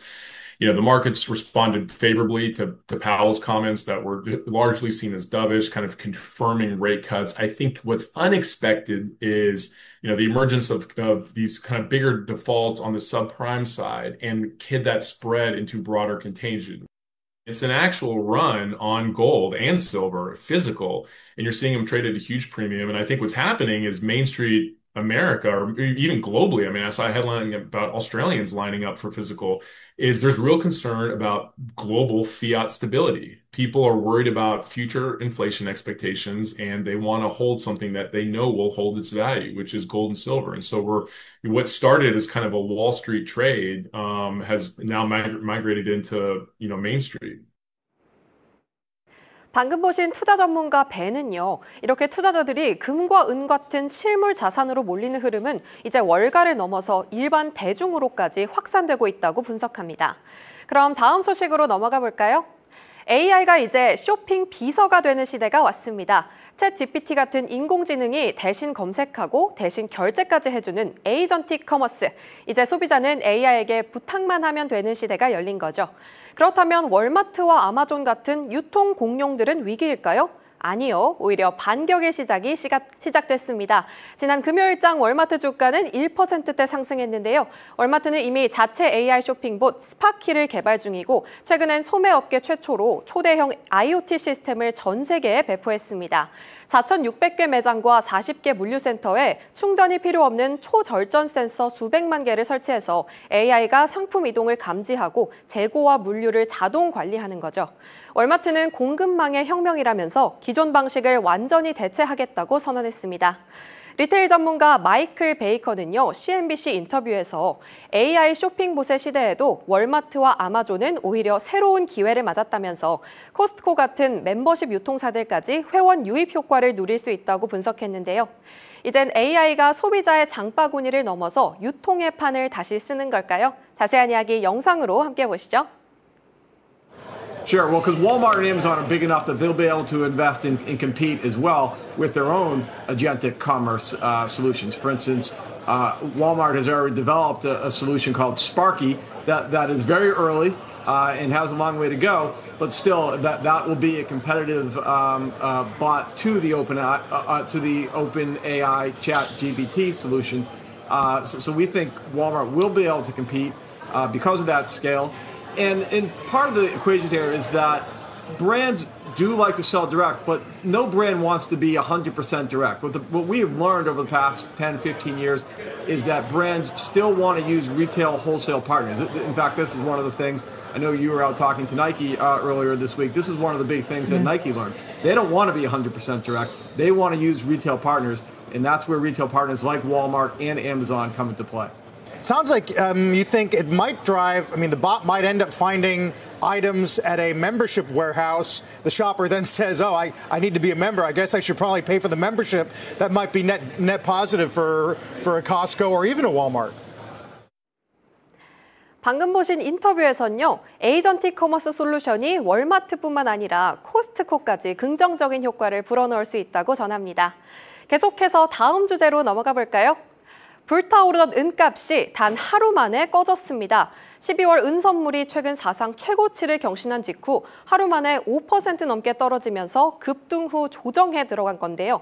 기술적으로는 아웃사이드 레인지 데이 리버설이라 하죠.